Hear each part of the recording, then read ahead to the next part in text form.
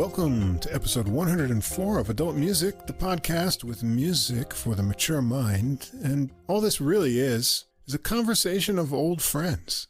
Yeah, and we have some old friends that we're going to be talking about tonight. Well, old friends that from albums, we actually don't know these people personally. But they've had musical recordings we talked about before on the podcast. Now that we're past by our second year anniversary, actually into year 3 here. Into the third year, God. That's right. And what am I still doing here? Well, old friends, how it all came about. Mike and I have known each other for more than 20 years. If any of you haven't been around since the beginning of the podcast, and we used to exchange music recordings, CDs, musical ideas whenever we would see each other and get together, do some listening together over the years. And like a lot of things that happened during the pandemic time when we had not too much else to do, and there wasn't a chance to play music live or anything like that, really. And Mike had this idea, and we sort of springboarded our ongoing conversation into this medium, and here we are. It's still going. And you know, I think my mind might finally be maturing. I hope It's been a long time. We're not getting any younger. It's time to get mature. Yeah. Anyway, as Mike mentioned, we're going to have some repeat performers on the recordings. Artists, yeah. I'm starting to see that there are certain artists I can't let go of here. Yeah, you know? I had the same problem with jazz tonight. So we'll have some familiar names with new recordings. Also, a couple of new surprises, too, because I always have to get a mix of new faces and talents in there that we found out about and get excited about and keep things interesting in a variety there. Also, I want to mention in this past week, we had some really nice feedback. We had Christopher Lucas Wilson, who we talked about 2 episodes ago. He had shared our episode with his fans, and he also put up into words. He typed up and put up some of the things we said about his recording. It was really nice to see. Yeah, that was really nice. It was a nice sort of display that he made of it. So thank you, Christopher. Because Spiral Trio has our sort of review of the recording on their website too, and Matthew Motheret in France has us on the press release, and so it's always nice to see your words sort of put there in writing by someone else, and yeah, it makes it seem worthwhile, and people appreciate that we listen to the music. And also, last week we talked about a really fine drummer in the UK, Gaz Hughes. If you haven't heard his recording, Beboptical Illusion, check that out. And great title. Great title, yeah. He shared our episode there too, so thanks to Gaz. We're going to hear lots of more great music from him, I think, and we also have a new classical friend, yeah. Right. We also heard from the contemporary, I should say, pianist and composer. He said his main thing is his life as a pianist. Nicolas Sivelöv, we did his 2 symphonies, 1 and 5, and he wrote back to thank us about that. And he also wanted the review or what we said about him. And the thing is, in his case, I sent him my notes. He hasn't, I don't know if he's posted anything yet. I'll have to check. But my notes were all about trying to figure out like what was happening in the symphonies, because they're, contemporary works, and you got to figure out what this guy's approach is. So they're all kind of, this happened, then this happened. I hope he can pull something out of that. There is a summary at the end, though, of what I thought. So, but he got in touch with us too, and he's we may have an interview coming up with him. Well, that'd be interesting. Yeah, he said he's up for it. Yeah, but we'll have to schedule it and see how that turns out. He was really very nice, and I'm gonna have to listen to some of his piano recordings now. Yeah, I want to hear some more. I want to hear those other symphonies too. Yeah, he said he composes on the side, and those were 2 pretty gigantic works. It seems to me that he puts a lot of time into it. He's got 6 symphonies. I don't think that's a side project when you have 6 symphonies, but he says it is. So he's just being modest. But I definitely want to hear the other ones, and also hear some of his piano performances as well. Yeah, so dig those out. Well, I'll recommend those to listeners now just to see what you think. Nicolas Sivelöv's piano performances. All right, before we get into some of the music this evening, we've got a lot of interesting things, and Mike's got an opera for us here to talk about. Oh, man, well. that took all week. It was great, but I have to say it took a lot of work to kind of. I mean, I could have just sat back in the chair and enjoyed it and said, wow, what a powerful opera this is. But I had to kind of sort of think of something to say about it. And man, it took a lot of work because I was trying to work out what was happening. We'll get to that, though. That'll be my third. Before we get rolling into all of that music, though, I want to remind everyone that in the episode description, you can find links to Spotify and Apple Music for all the music we're going to talk about. Also, at the top of the description, there's a link to the full episode playlist where you can get all the music in one place on Deezer, our favorite CD quality streaming platform. You can also follow us there at our username, Adult Music Podcast. You can get the playlists and podcasts all in one place. And if you can't see the full description or the recording list isn't clear on your app, like it doesn't show up really well on Deezer, even though we like Deezer a lot, you can always come over to our host site, Podbean, podbean.com. All the links and everything is spaced out and easy to see there. If you enjoy the podcast, please follow or subscribe wherever you listen to us. Tell a friend, too. Word of mouth gets us new listeners who are really into music that we discuss, mostly classical music and jazz. And if you just take a moment, make a ranking or write a review, that also helps us get listed in the recommendations for music categories, and then we can grow our audience that way as well. And please do come and follow us on our Facebook page. We're growing little by little there. You can get extra info, interaction with the artist. As I mentioned, we get some feedback and comments throughout the week. And I put up a lot of new releases, and Mike's been sharing more classical things as well. So you can stay on top of all new recordings throughout the week. You can leave a message or comment there. See some of our photos, handsome mugs on these two guys with faces for radio on this podcast here. And if you want to contact us directly with any comments or questions, we'd love to hear from you. Be sure to respond. Shoot us an email at adultmusicpodcast, all one word, at gmail.com. And before we get into the music, I want to recommend a few other music-related podcasts, share our audiences with each other. We've got Something Came from Baltimore from Tom Gauker. It's a jazz, blues, and R&B interview podcast. Famous Interviews in Neon Jazz by Joe Domino, who interviews artists, musicians, and writers. And Same Difference, Two Jazz Fans, One Jazz Standard. Johnny Valenzuela and Tony Abra look at several versions of the same jazz standard each week, and they play little bits from each version and discuss the history of the original and those different versions. So a good one for jazz musicians and jazz fans to get deeper into the music. Yeah, and in fact, I'm following that one now, so I haven't actually heard an episode yet, but I am curious to hear what they're going to talk about. So so those links will be at the end of the description, and at the end of this podcast, we'll have little promo spots from each one of those. If you stay on to the end, you can check those out as well. Indeed.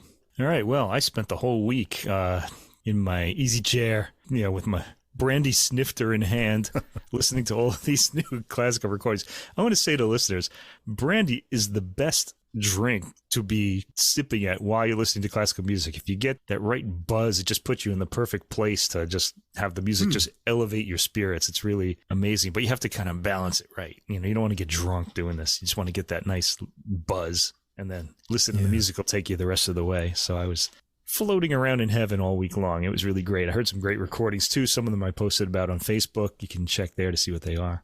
And we may talk about them a little bit on the podcast in the future. We'll have to see. Oh, we should mention, too, the new Wranitzky came out this week, too. Volume 5. We'll be covering that soon. And we've got the scores from Daniel Bernardson. So when we go to listen to it, we can watch the notes fly by on the page. That'll be fun. We can.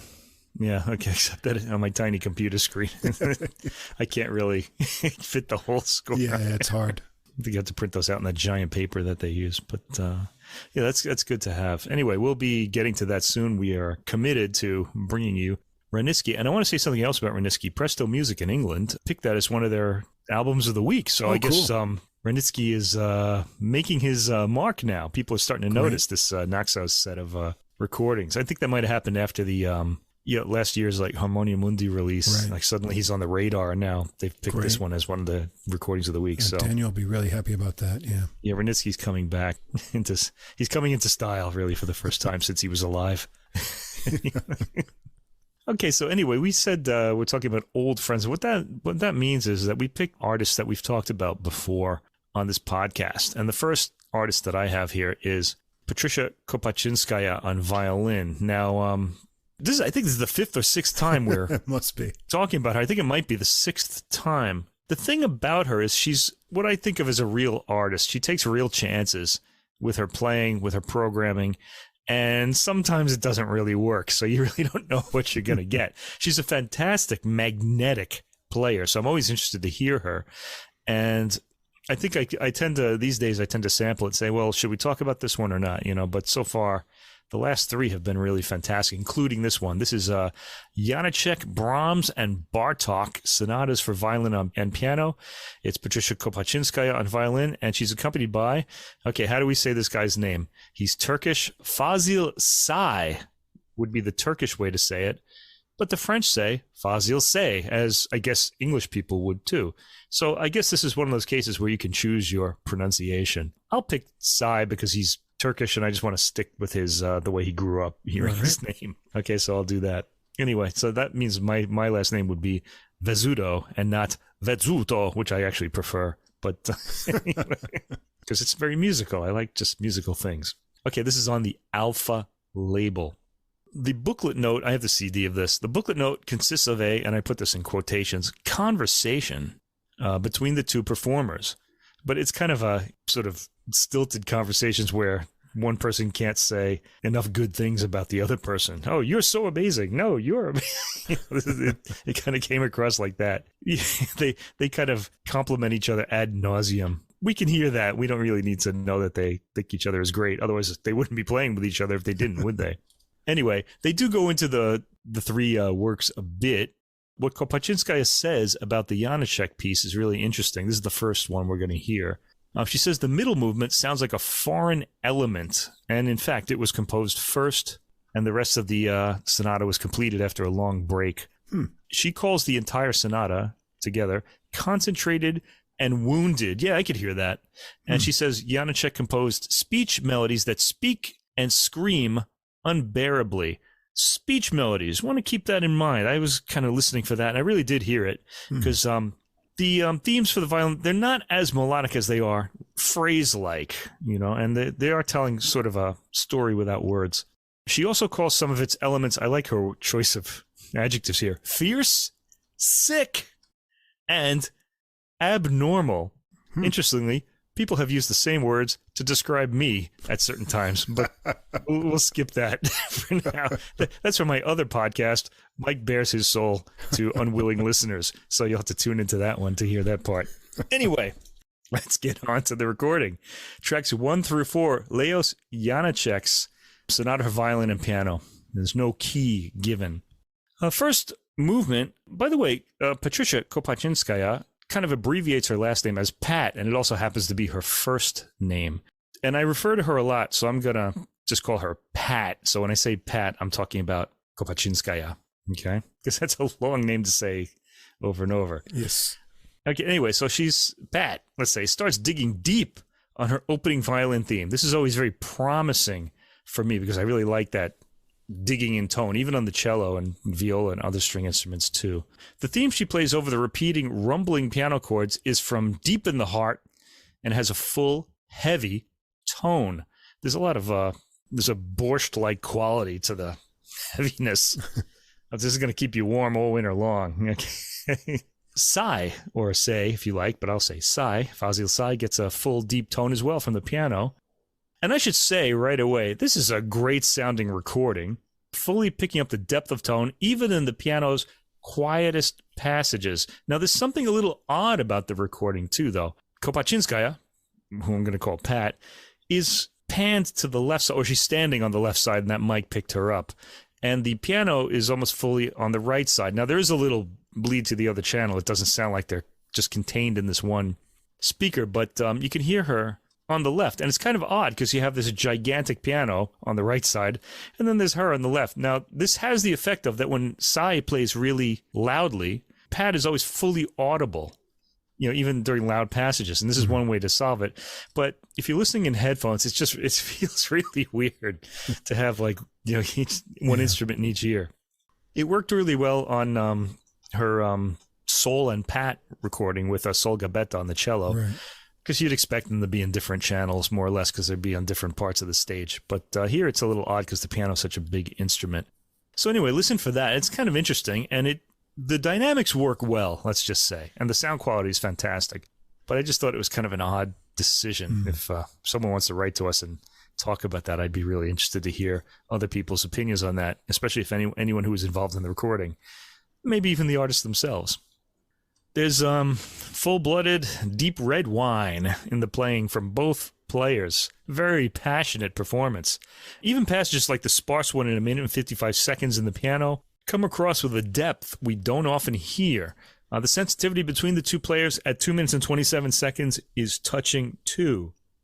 The work sounds conversational. We don't get long singing melodies, but brief phrases played by one player that the other responds to. And these two are really listening to each other too, which just makes the whole conversational element of this come alive.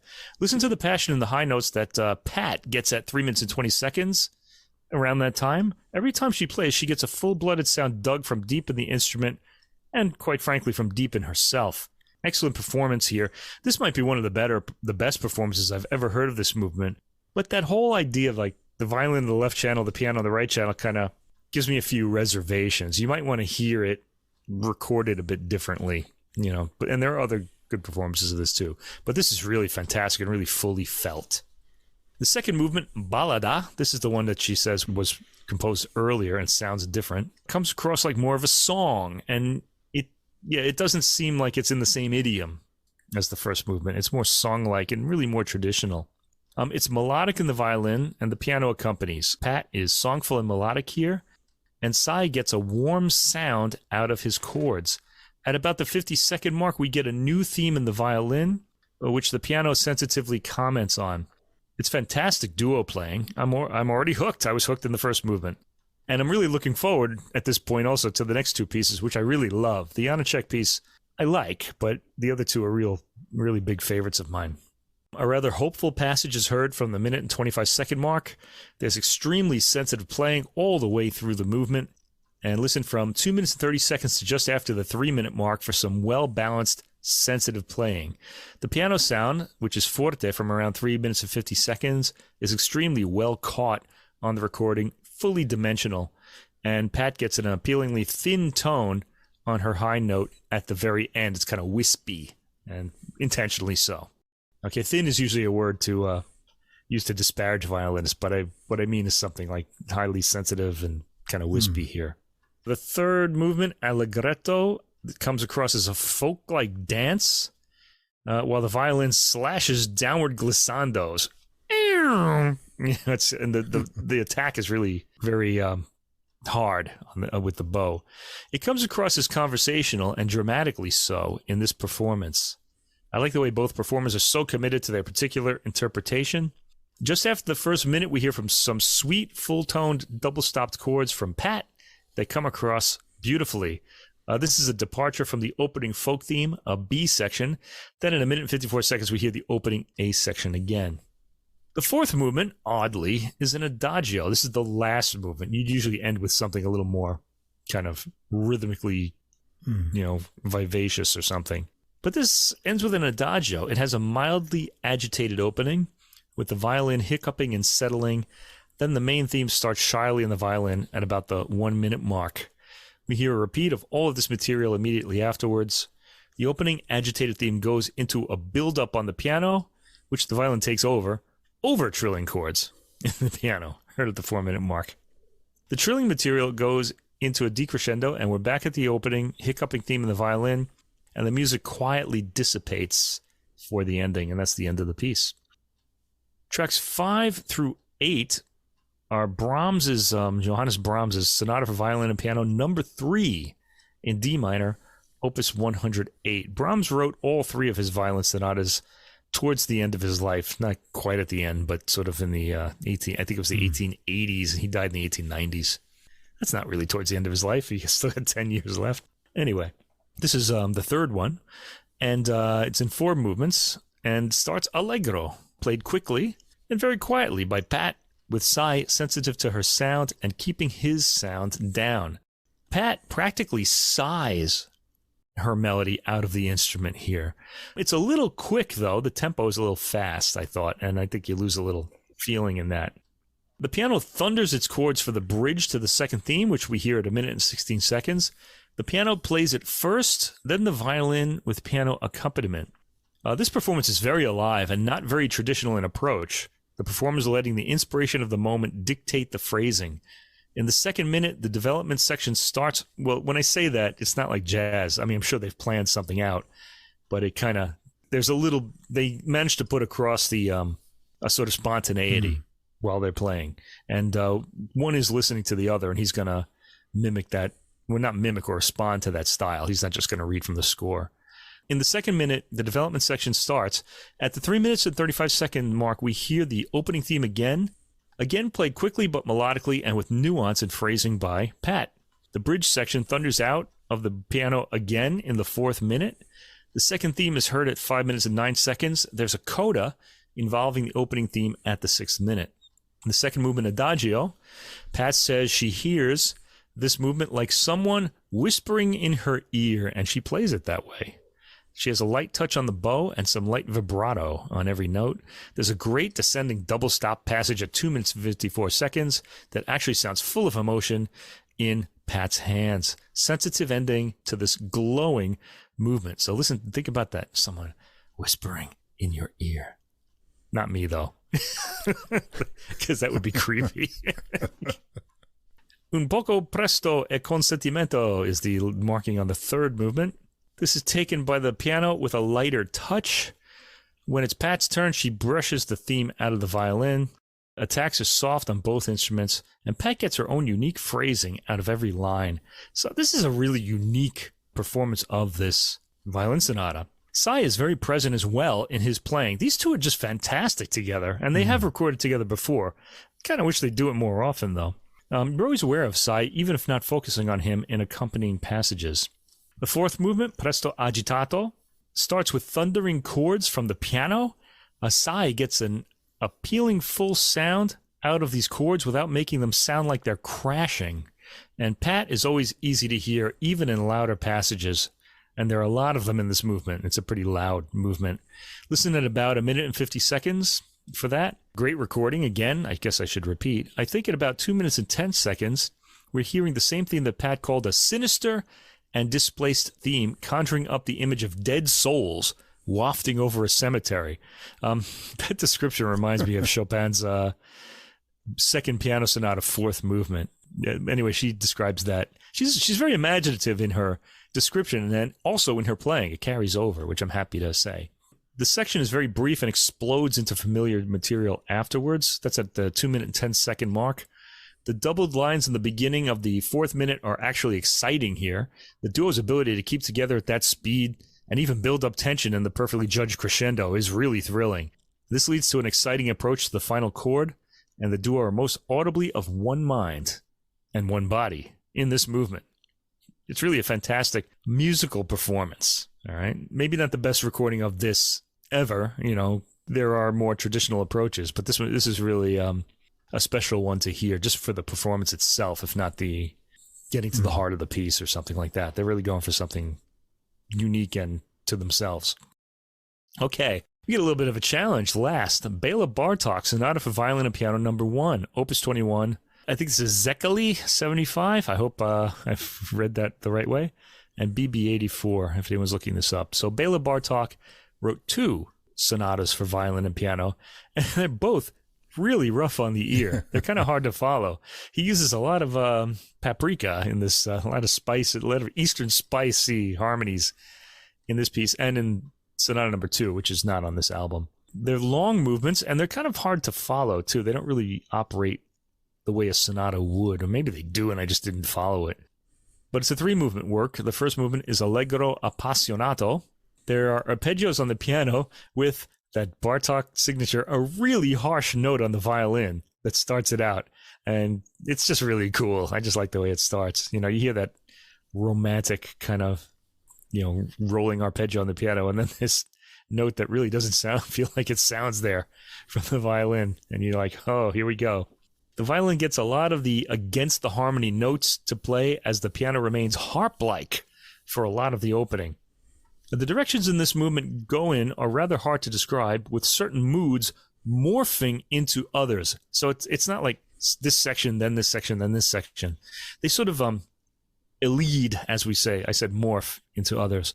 When Sai plays thundering chords, as at the 3-minute mark, the violin is always clear, And I like Pat's characterization at the 4-minute mark. She draws attention to certain elements that make this rather difficult piece easier to listen to, as does Psy. They actually they don't soften it, but they make it more appealing through their phrasing and their understanding of the idiom.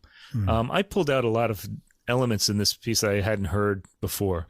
Psy's chiming chords at the 4-minute and 40-second mark draw the ear in with their lightness.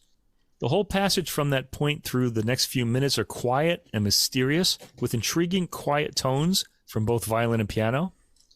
At the 7-minute and 50-second mark, Pat plays a brief, rushing sul ponticello that's pretty electrifying. I like that sound a lot, bowing on the bridge where the strings attached to the bridge at the back of the violin. At 8 minutes and 50 seconds, the rushing arpeggios in the piano and the feather-light tone on the high notes of the violin produce an ear-inviting sound. There are a lot of these types of things in the movement, and this is really the performers doing this because the score itself can be very harsh. I've heard other players play this. I'll leave you to find them, though. They generally happen once and aren't heard again. Listen to the lightness of the violin at 10 minutes and 22 seconds, where it approaches the inaudible range but can always be heard, and the movement finally peters out at the 13-minute and 5-second mark. That's a very long movement. And there's still 2 more that are about the same length coming up. But I have to say, this movement and this performance invites a re-listening almost right away, because you heard all these details and they just don't really go together. You want to get that form in your head, and I just wanted to listen to this over and over again and try to figure that out. The second movement, Adagio, starts in the violin with a very quiet tone, playing folk music inflected themes, or one theme, slowly. The odd notes would indicate the folk music influence. This is beautifully and appealingly articulated, sounding a bit mysterious and nocturnal. This is also one of the styles that Bartók was famous for composing in what he calls his night music. It's usually got light strings, and it's really sort of ethereal sounding. That's what this sounds like a little bit. The piano comes in at about 1 minute and 25 seconds with a feather-light attack on the chords. He plays an upward-moving chorale-like chord pattern with modal harmony that reminds me of Debussy, who Bartók knew about and admired. The violin plays melodic material over these chords, and the mysterious quiet sounds continue throughout the opening until about the 4 minutes and 40-second mark, when a slow crescendo begins, building on a repeating chord. It dissipates in the 5th minute, then builds up more quickly into the 6th minute, attenuates again, and one more try at the 6 minute and 20-second mark, but again, a quick decrescendo. So we get like 3 sort of crescendo hills, shall we say, from about 4:40 to 6:20. And the movement is off to new material after that, mostly quiet violin playing over equally quiet piano chords. This very mysterious movement ends with the material it opens with. The third movement is an allegro, and it's full of aggressive folk dances. You can hear the rhythm and the changing meter of the Hungarian folk dances is in there. Hard to follow, but I guess if you're dancing to it, you would know what it was. Interspersed with some lighter folk dances too. There's an opening flourish, then a Hungarian folk dance rhythm and melody, sounding aggressive and circular. The circularity also indicates like the dance quality, with syncopated accents in the piano. A new section of the dance, equally aggressive, starts in the 2nd minute. The piano is given some pretty impressive virtuoso rippling lines to play, followed by equally impressive wild double-stopped lines in the violin. At 3 minutes and 37 seconds, the piano thunders out a new dance, rough-sounding with harsh chords. Psy actually manages to get a good sound out of this as the violin goes into a sort of rustic sound. You know, not that smooth, glossy tone, but something a little more rough-sounding. Pat draws hard on the bow to get this sound. There are lyrical interludes on occasion, but mostly we have that syncopated folk dance rhythm in the piano. In the 7th minute, the violin gets a sort of cadenza, or a solo dance perhaps. The dance rhythms have changed several times in the movement, and the last one, heard in the 8th minute, is aggressive and highly syncopated. A lighter dance is heard in the 9th minute. I guess that wasn't the last one, but the last heavy rhythm, I guess. There's a lighter dance in the 9th minute, after which the violin does a solo crescendo. And the music starts aggressively and virtuosically whirling to the thrilling final chord, which isn't a full tonic, so you don't really get that sense of rest at the end. It's an excellent performance. This is a wow, and probably the recording to hear of this particular work. Again, you have the violin in the left channel. That may bother some people on the piano on the right. Anyway, The thing about this recording that's so great is that both players have an amazing sensitivity to each other. And that's what makes this album special. Whenever you have that, it's just unmissable, no matter what the performers are playing. They're certainly unique and sensitive in their interpretation and should be heard for that reason. The performances brought me some new insights into the works, such as the shape and dance rhythms of the Bartók Sonata and the conversational quality of the opening movement of Janáček's Sonata. The album features the most appealing performance of the rather difficult Bartók first violin sonata that I've heard. I'd say that if you like chamber music, you have to hear this. Patricia Kopatchinskaya's albums can be hit or miss, but this one hits squarely. Yeah, I like this one a lot, mostly for the synergy and the way that they just meld together so well. I thought the Janáček is the most subtle of the three pieces. I was kind of drawn into it, especially the middle movement. I enjoyed it a lot. The Brahms is kind of a unique performance. I've heard this in a few other recordings, but I thought it was really well done. And I liked Kopatchinskaya's excellent tone throughout the recording. You know that sometimes I have a weakness for violin recordings. There's a little bit of, squeaky edge in the Bartók, but it's supposed to be there. But otherwise, I like that, though. I like that sound.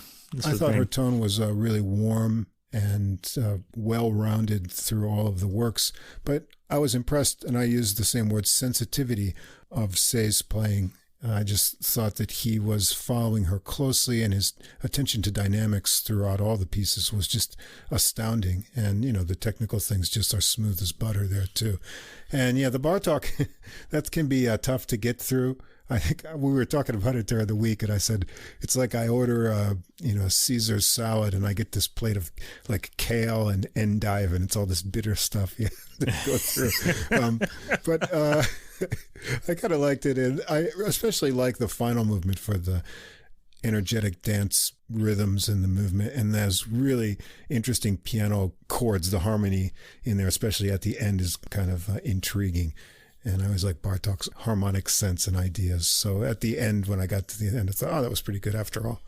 We talked last week about György Kurták, right? And how Hungarian children, or really East European children, I guess, to an extent, grow up. They use his music on the piano as like to study pieces, and they grow up with these Hungarian folk dances as though they're just their bread and butter. Sort of their this is the way music sounds. Right. And it's so, I don't want to say foreign to our ears, but it sort of sounds very, like modern or edgy to our ears. And yet to them, that's kind of what music sounds like. So they have very different ears than we do. And I kind of envy them for that, I have to say.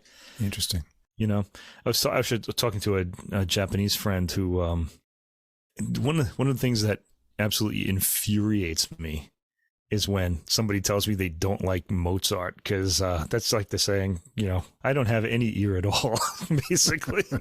But what she said is he's too tonal. Like, she's describing him like he's Philip Glass in Glass's early days when he had those repeating kind of clean, pure sort of chords and stuff. But I sent her the Olafsson recording because it has all those darker key pieces. It gets more and more dark as it goes on. And I think I changed her mind. She's now an admirer of Mozart. She thought it was all just pretty. Oh. And plenty of it is, because he wrote a lot of music for to be played in the background at like dinner parties or whatever they did then, feasts. But he had a dark soul in him, and I think that's why we like his music so much. To be honest, though, with Mozart, I like the more cheerful music with the dark edges to it. On our Facebook site, listeners might want to check this out. I put up a brief video of Sting describing the bridge in popular music, how the bridge is disappearing from a lot of popular songs, and how it leads to a new emotion. You should see it. He explains it. But I like the Mozart pieces that do that, where he'll use all these little devices like open cadences or false cadences to just lead to some new unexpected emotion and a sort of healing that comes with that. And those are my favorite Mozart pieces. Examples, any of the late string quartets do that. And his Divertimento K563, I think the second movement, the slow movement, has a lot of wonderful, really deep-hearted emotions. So if you want to check those out, look them up. There's lots more. I just picked two out of the blue. A bunch of pieces out of the blue there. Anyway, on to album number 2, Eclipse. from Hilary Hahn on the violin. This is another artist who we really like and who we seem to talk about a lot. She's doing quite a few adventurous recordings these days, and this is one of them. Here she's with the Frankfurt Radio Symphony, conducted by Andrés Orozco-Estrada, and this is on the Deutsche Grammophon label. The works on this album are about as linked as this current podcast episode is. We just have these familiar artists on it. They don't seem to have any relation to each other at all, these works. Beyond the fact that they're all works for solo violin and orchestra, the notes claim that the program also features the idea that each composer maintained a connection to some musical geographical center despite long periods away from their homes. That's just a historical fact. I don't know that it may show up in the music a bit, but you wouldn't really know that by listening. Anyway, in her note in the CD booklet, Hilary Hahn writes that the last few years, meaning the pandemic years, and this project, this Eclipse project, changed her life forever. She overcame a confidence crisis brought on by not playing live for 3 years. Interesting. Yeah, I think any musician, you need to be out in front of people playing all the time. Otherwise, I guess your confidence just goes away, or your ability. The album is called Eclipse, and I would guess to refer to the 3 years of silence and the shifting of the light that caused. That's what she says in the booklet. In her note, Hahn says that artistic evolution is often set in motion by an event that challenges perceptions and shifts the light. And an eclipse, after all, leads to illumination. And that's kind of what she's after with the title. We should think about a title like that for this episode, or describing some abstract thing. Anyway, this starts with a work that you would think people would know, but they don't. And I don't really know it very well either. Antonín Dvořák's Violin Concerto in A minor, Opus 53. Dvořák is one of the most famous composers who ever lived. He was Czech, what we would call Czech today. I think back then he would have been called Bohemian. Dvořák is really famous for his cello concerto. It's his big popular work that all cellists play. But he has this violin concerto, and he also has a piano concerto that we also never hear, and they're not as well known. Anyway, here we get the violin concerto, and this is going to be fun because Dvořák's got great melodies. Now, he originally wrote this for Brahms' pal, Josef Joachim, who was a great violin soloist at the time. But Joachim, although he advised Dvořák on the piece, never played it. Or he didn't play the premiere at least. That went to somebody else. So I guess he missed out. The first movement, let's get into this piece. Allegro ma non troppo, quasi moderato, and then it ends with an attacca. So this movement attaches to the second movement, which is very unusual. Beethoven famously attached the second movement to the third movement in his violin concerto, but attaching the first two movements is a little bit of an odd trick here. Anyway, but Dvořák does that. Anyway, we have vivid sound on the opening. I love the way Hahn's violin tone matches the chord we just heard from the orchestra on her entry. It's pretty magical. Give that a listen right at the beginning when she comes in. There's a sweet high note at 44 seconds. Hahn has a fantastic tone. It's usually very big and wide. And she gets a sweet singing tone throughout. Like great violinists like this, like the top tier, are always able to get this beautiful singing tone. And Hahn is one of those. She's very traditional in that way. But she's also full of a lot of other tricks as well. So she's not just your standard top-tier violinist. She's really someone very unique, full of emotion on the singing tone. Listen to the repeated phrases at 1 minute and 10 seconds. She has gorgeous high notes at the end of the phrases, too. Her entries are crisp and sudden, like she just kind of explodes in to the line, and she puts across a fine sense of the rhythm of her lines. That's important, by the way, because rhythm, when you're playing melody, you can tend to kind of forget the rhythm, but no, she's got that outlines very clearly in the way she shapes her lines. She has a beautifully full, quiet tone at 3 minute and 51 second mark, too. There's a repeat of the main thematic material. Then at 6 minutes and 46 seconds, we're into the quasi-moderato section, led into by a perfectly realized retard from the orchestra. Retard is slowing down. It's an Italian word. As you might expect, the solo material is highly melodic and catchy because it's Dvořák. So I wonder why this work isn't better known than it is. Why haven't violinists taken this up? I'll have to ask somebody one day. Dramatic tension builds up into the 8th minute, which winds down after 8 minutes and 10 seconds. There's a dramatic approach to the main theme recapitulation, which begins at about the 9-minute and 20-second mark. After the quiet melody leaves off in the 11th minute, there's a pause, then a slow lyrical introduction that leads directly to the second movement. And this is really surprising if you don't know what's coming. Second movement is the slow movement, Adagio ma non troppo. The opening melody is pretty simple, a steadily rising then falling theme. But Hahn injects it with life and breath through her tone, vibrato, and phrasing. The orchestra warmly takes over at 2 minutes and 13 seconds. Then there's a passionate double-stopped outburst at 2 minutes and 23 seconds by the violin. The tension calms, then heightens, and by 3 minutes and 32 seconds calms again, after which the violin plays a decorated version of the opening theme. It seems that with the exception of the orchestral solo at 2 minutes and 13 seconds, the violin is constantly playing throughout the movement. The solo lines are mostly lyrical, and just before the 6th minute, the orchestra introduces a more urgent section, which the solo violin responds to with a dancing theme. We're back to the more lyrical playing of the opening by 8 minutes and 30 seconds. It winds down to a beautiful, quiet tone with the calming ending chords. Hahn just playing with this beautiful tone throughout. I have to say, in the booklet notes, she talks about how, she had lost confidence and stuff, but this is almost like a new player. There's like really deep, a real sense of life in every phrase that she plays, and really deeply felt playing in the melodies and just understanding of the score.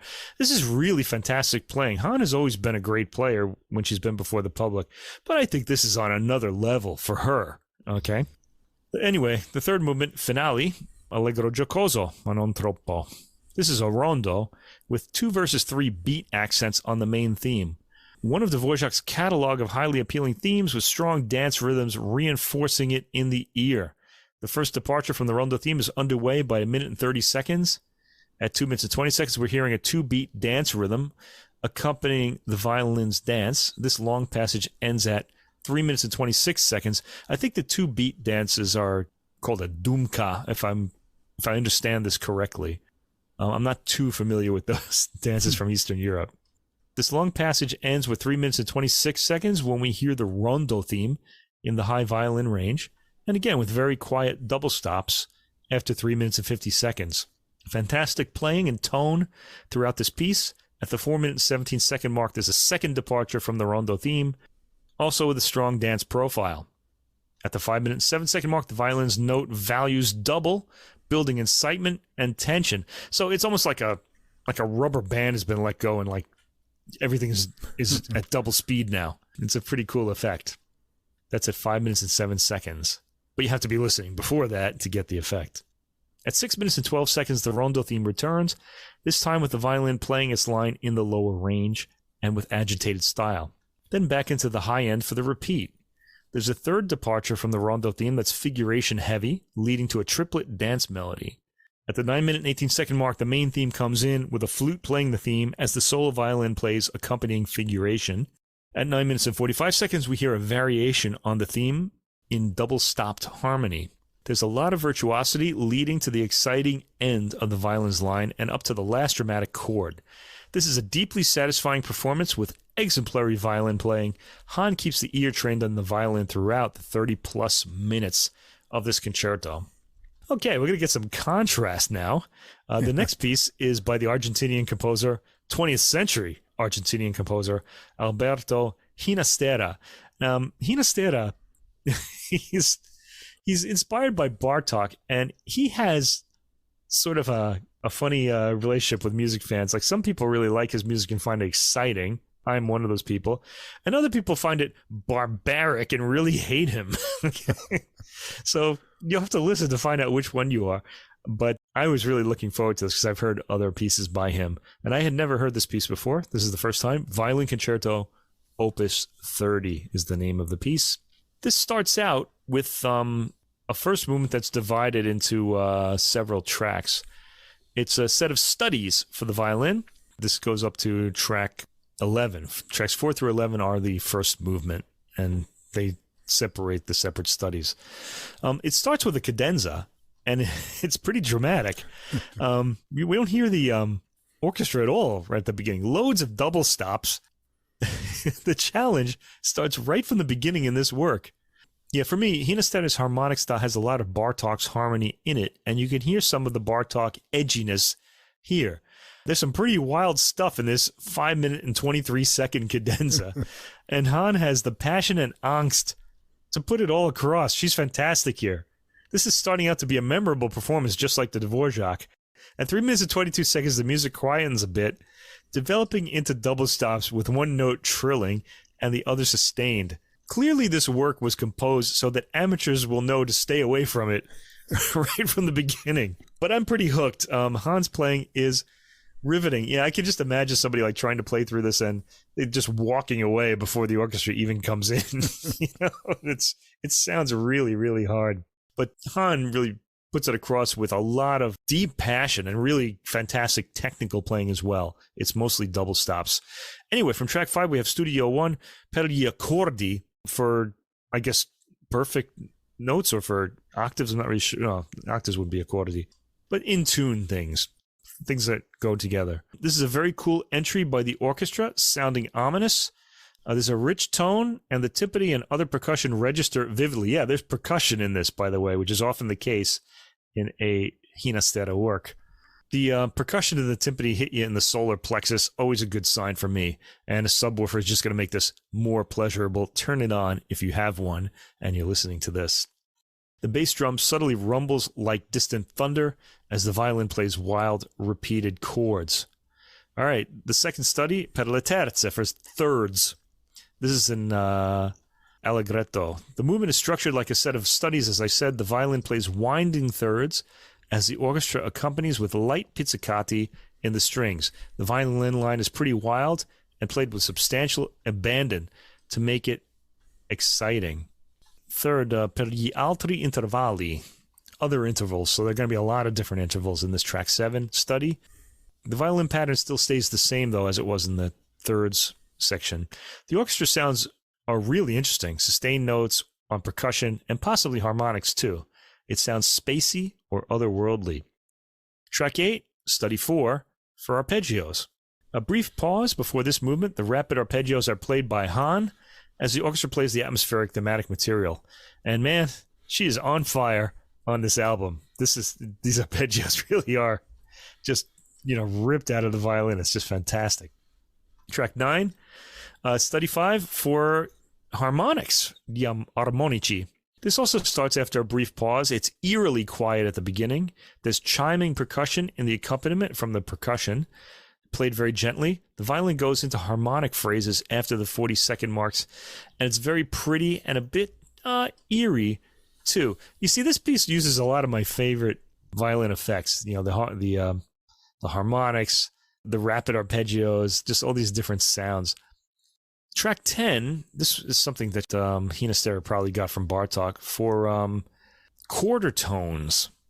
Quarter tones have always fascinated me. Bartók uses them in his violin concerto in the first movement. This starts quietly as well, with atmospheric distant rumblings in the orchestra as the violin plays a wavering tone achieved by sounds like heavy vibrato. And this is where the quarter tones are. The vibrato is so wide that it's going near the other notes, but not quite getting there. And those would be the quarter tones. That's not the way Bartók does it in his violin concerto. It sounds like it's untuning in his concerto. It's pretty interesting. Anyway, track 11 is the coda, and this comes in dramatically. The violin's line is full-blooded with lots of double stops and vicious attacks on the strings. It ends on a loud chord reached by a crescendo. Track 12, this is the second movement of the violin concerto. It's an adagio for 22 soloists, and this is meant to celebrate the artistry of the New York Philharmonic's principal players in 1963, and they're the ensemble that gave the premiere of this work. I didn't write down who the violinist was at that performance, though. Anyway, it starts very quietly and gently crescendos to a piano meaning soft, in this case, not the instrument. Harmonics in the orchestra accompany the violin line. There's also an actual piano playing plunking notes. The music slowly lumbers forward with slow lines. A big crescendo leads to some bombastic chords punctuated by timpani. There's a lot of atmospheric playing from the orchestra, displaying glowing tones and often eerie tones, too. Crescendos in this movement lead to chaotic orchestral playing. Each player is a soloist, as mentioned at the beginning, but then the music suddenly quietens for atmospheric accompaniment to the constantly soloing violin. And the violin really is put through its paces in this movement, too, because while all the other musicians in the orchestra are being highlighted, the violinist is constantly playing. There's a nice segue to a new texture just before the 7-minute and 30-second mark, and what's striking me in this movement is the gentle, chiming percussion. It has beautiful glass-like tones, sounds very fragile. The violin is impressive throughout, but to my ear, this movement belongs more to the orchestra. Track 13 is the third movement. This is really the last movement. It's divided into two tracks. Scherzo pianissimo and perpetuum mobile. So the track 13 is the scherzo pianissimo section. It starts with wood percussion making atmospheric sounds as though we're in a rainforest. I love when orchestras bring in the percussion section, so I really took to this right away. This section of the movement is a scherzo, so it's meant to be playful or outside of the mood of the rest of the concerto. The violin isn't heard until around the minute and 11-second mark, and when it comes in, it makes similar rainforest-like sounds. I can't even begin to describe the level of virtuosity, control, and creativity that Hahn is bringing to this piece. It's a real tour de force, and that's a good word for today's performances, tour de force, because we're going to hear another one in the next album that we review, but let's get to that soon. This performance has to be heard. It's really spectacular as far as violin playing goes. It really, all around, it's really just depends on whether you like the piece or not. I do. This is another section where musical interest is shared between the soloist and the orchestra, who produce mesmerizing sounds. In track 14, the Perpetuum Mobile section of the third movement, it starts with more conventional drumming, with timpani and bass drum included. The violin produces the Perpetuum Mobile, the continuous sort of melody and rhythm, or figuration in rhythm in this case.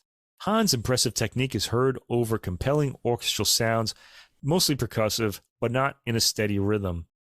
The percussion is more atmospheric. Right at the end, the violin plays a fantastic double-stop Perpetuum Mobile line, and this piece ends thrillingly with loud chords, and the violin suddenly ending its line.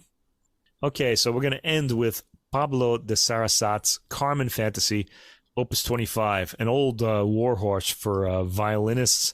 This was played by Jascha Heifetz rather famously, and it's got this deep red-blooded passion to it.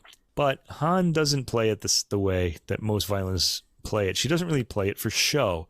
She plays it more for musicality. And, well, let's talk about this. Track 15, Introduction.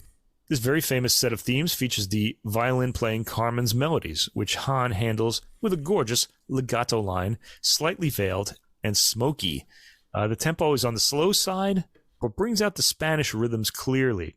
I like the sound Hahn gets on her harmonic line at 2 minutes and 30 seconds. Yeah, she's capable of getting this high harmonic, and yet it's just perfectly shaped somehow. It's rounded, even at that high frequency. Track 16 is, this is really the first part. The first track 15 was an introduction. And here we get a moderato. This is the famous Amour est un oiseau rebelle aria, much recorded by violinists as well as sopranos, or mezzo-sopranos. Carmen's a mezzo. Hahn goes for a sultry, snaky line, more seductively slow than full-blooded passion. I'm a little surprised this doesn't have the passion that many of the great violinists of the past have given it. But that's in her interpretation and not in her playing. This is the way she's thinking of the piece. She's going for a more musical performance, shaping the lines, and she gets virtuosic at the minute and 58-second mark as we launch into the line, decorate it, and hear it in the harmonics, along with occasional pizzicato. A great repeated double-stopped harmony at the end. The movement comes across with more of a sensuality to it than a red-blooded passion. Now, most violinists will go for this, and they'll go for the fireworks, and Hahn doesn't do that. And maybe that's a sign of a more mature musician. But I think the interpretation here, though very musical, it kind of lacks the heat that we often get from other violinists, although it's far more musical than a lot of performances I've heard. I have no doubt that Hahn can bring that heat if she wants to, but I guess after the Ginastera, you had to go another way. Anyway, part 2, Lento Assai. This is a quieter movement and has atmospheric accompaniment. It's got a brief cadenza at the beginning. The melody is taken slowly, then played with light tone in the repeat. The Spanish character comes out in the louder passages.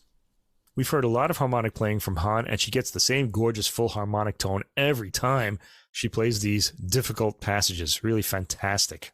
The third part, Allegro Moderato, this is track 18, has a dance rhythm, and Hahn has all virtuosic lines here, leaping registers into the highest harmonics. A big wow. And the final movement, track 19, this is Moderato. This is the aria, I don't know what it's called, the tra-la-la-la-la-la-la-la, that one, if you know the opera, which the violin plays with double stops. Here again, Hahn goes for a lighter approach, perhaps to contrast with the heavier attack in the sudden forte passages. The last minute and 15 seconds has some really spectacular violin pyrotechnics, which Hahn manages with fire. I think if the devil ever challenged me to a violin duel, I'd ask Hahn to be my stand-in, and I think she'd definitely win. On this evidence anyway. She's got something now, and I think there's something extra in her playing now that she's back in action after the pandemic. I've heard many of Hahn's albums. This one seems to me to be special. She's playing on another level here. The Dvořák and Ginastera both come across as ideal performances, full of passion, and in the Ginastera, all kinds of violin effects perfectly attuned to Ginastera's idiom. Hahn is spectacular there, but also never upstages the orchestra, who have key parts to play in that work. The Sarasate has been recorded many times, and this is a highly impressive performance, with fire at the end, but I've heard more red-blooded passion from past violinists, and as I said, I don't think Hahn is going for that red-blooded passion in this performance. I know she has that fire. She just chose a different interpretation. This album is absolutely unmissable for fans of violin music, and I thought the Ginastera was a great discovery. I'd never heard it before, and this is a fantastic performance to hear. I don't think you'll hear a better performance than this. I really enjoyed the Dvořák. I thought it was really delightful. It's a great piece of music. I don't know, like you say, why isn't it recorded more often? This is just fabulous. Right from the start, it grabs you and pulls you in, and her playing was fantastic. I'm not as big of a fan of the Ginastera as you. My notes have lots of words like sinister, apocalyptic, could be things like that. I think you have to be in the right mood for this.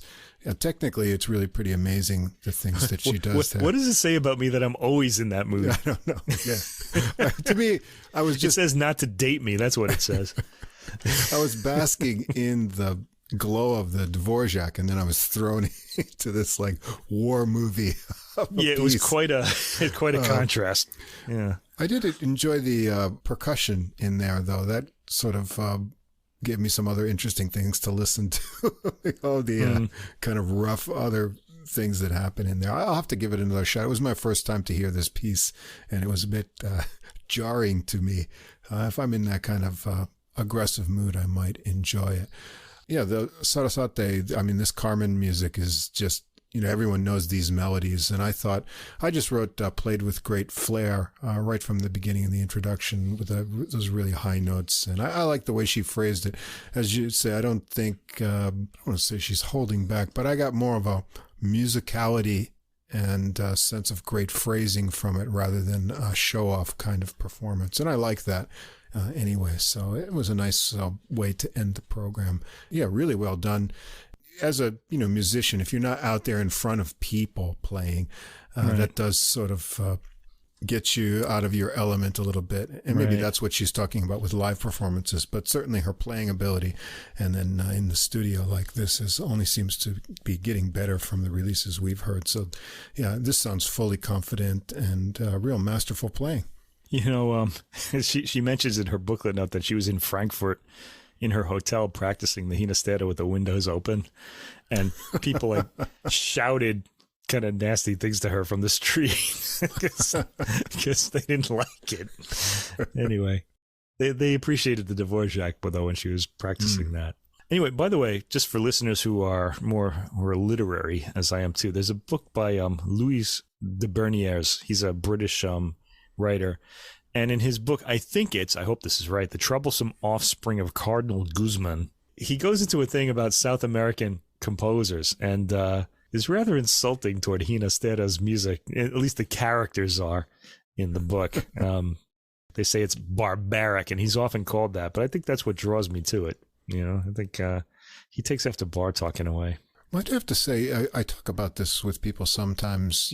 Music can express any kind of emotion, Right. Usually, we go for the kind of common expressions of joy, happiness, or then sorrow, but we don't often get a piece that, really just gets pure angst or kind of anger, and it sort of makes you a little bit uncomfortable. There's not too many styles of music. Certainly classical music does this sometimes, but when you get a piece that seems to be really focused on some sort of, I don't want to call it negative energy, but there's certainly a real sort of I don't think it's angst. negative. I think it's aggressive energy. Yeah, though. aggressive kind of really cranked up in the way that this is written too. You have to be kind of prepared for that. But I mean, it's a valid kind of expression, and maybe he was just good at writing that kind of thing. Yeah, well, I guess the Bartók influence. He also wrote. One of my favorite Ginastera pieces is his harp concerto, and in this piece, he specifically set out to take the harp out of the hands of the angels. Like he wanted to change its profile and make it a more rhythmic instrument. Now it's a little too pretty to be really kind of aggressive, but it's a really cool piece, and I recommend that listeners give it a listen because it is rather unique as in the harp repertoire. And if you ever get to hear a live performance of it, that can be problematic because the balances are a little odd. He didn't really figure out the balance between the very loud orchestral parts and the sound the harp can produce, the level of sound. But on recordings, it always sounds great because you can isolate the harp and sort of change the balance in the studio. Okay, the last one. Speaking of tours de force, oh man, we have a really great performance here. This is an opera. It's a one-woman opera by Poulenc, La Voix, Humaine. And this is Véronique Jean, the soprano, who I've been an admirer of for about 20 years now. I've been listening to a lot of her recordings. She's got a very appealing kind of light voice, generally speaking. But here, she shows a lot of range in emotions, as she has to.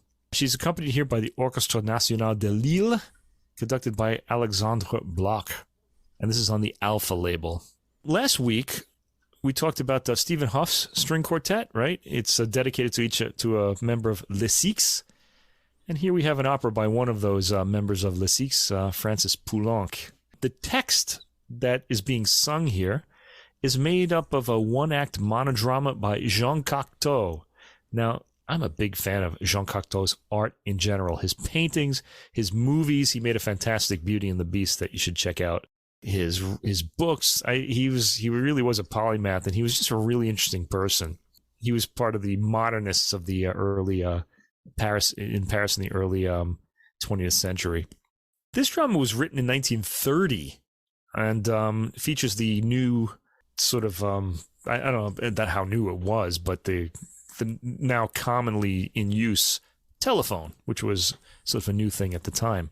In it, a single character, a woman referred to only as Elle in the text, which means her or she, it's not her name, has been abandoned by her lover and reveals that she has attempted to commit suicide. The man is going to get married to another woman tomorrow, although I didn't pick that up. That might be in the original text, but I think that might be cut from the operatic text. I didn't really pick that up.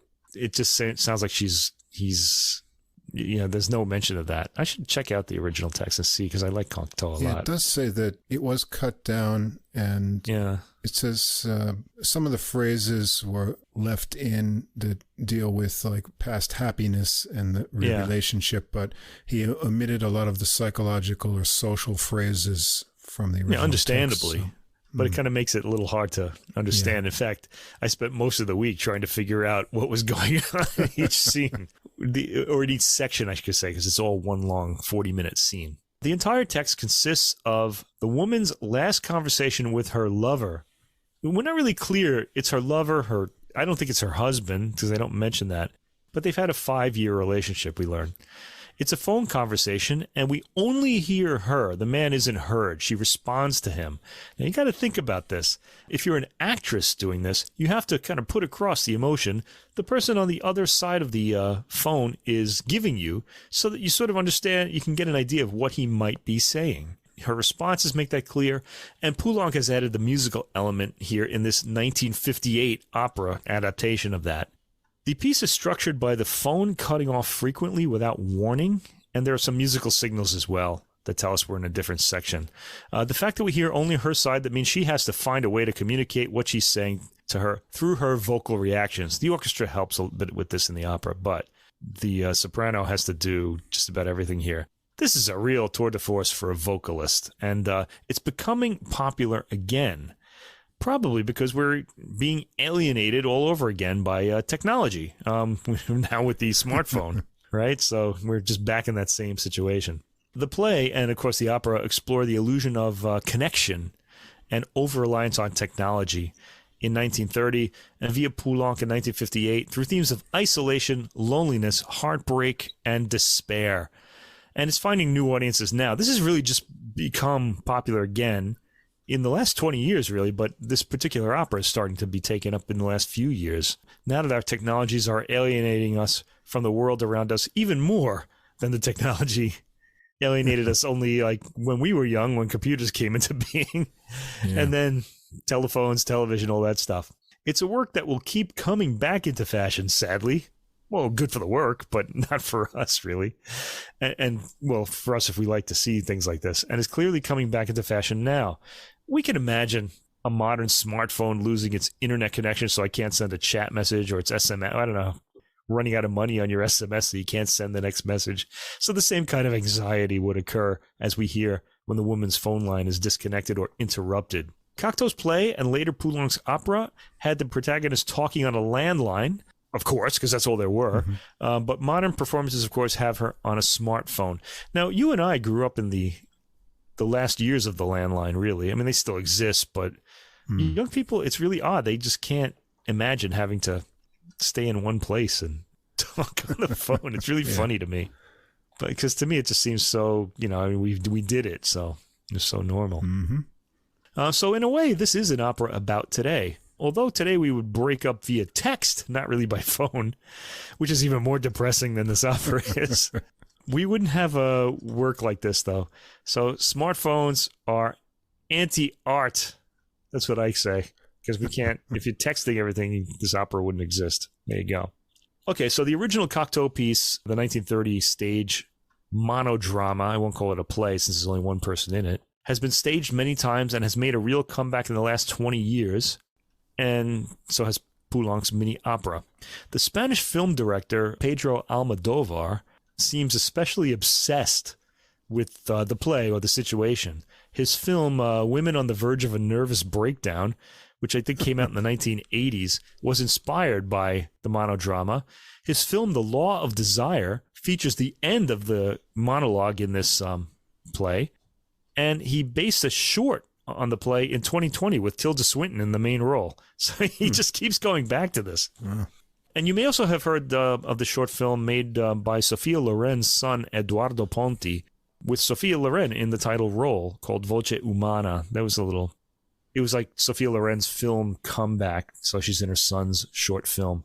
Anyway, here we have Véronique Jean in the role of Elle in Poulenc's opera written to Cocteau's text. There are cuts, as Russ said, to Cocteau's original material, making the monologue a bit hard to follow at times, and the theater piece goes into longer details that would have interrupted the flow of the operatic piece. Another issue, there doesn't seem to be an English translation of this text in existence. I looked for one. The CD booklet only has the French text.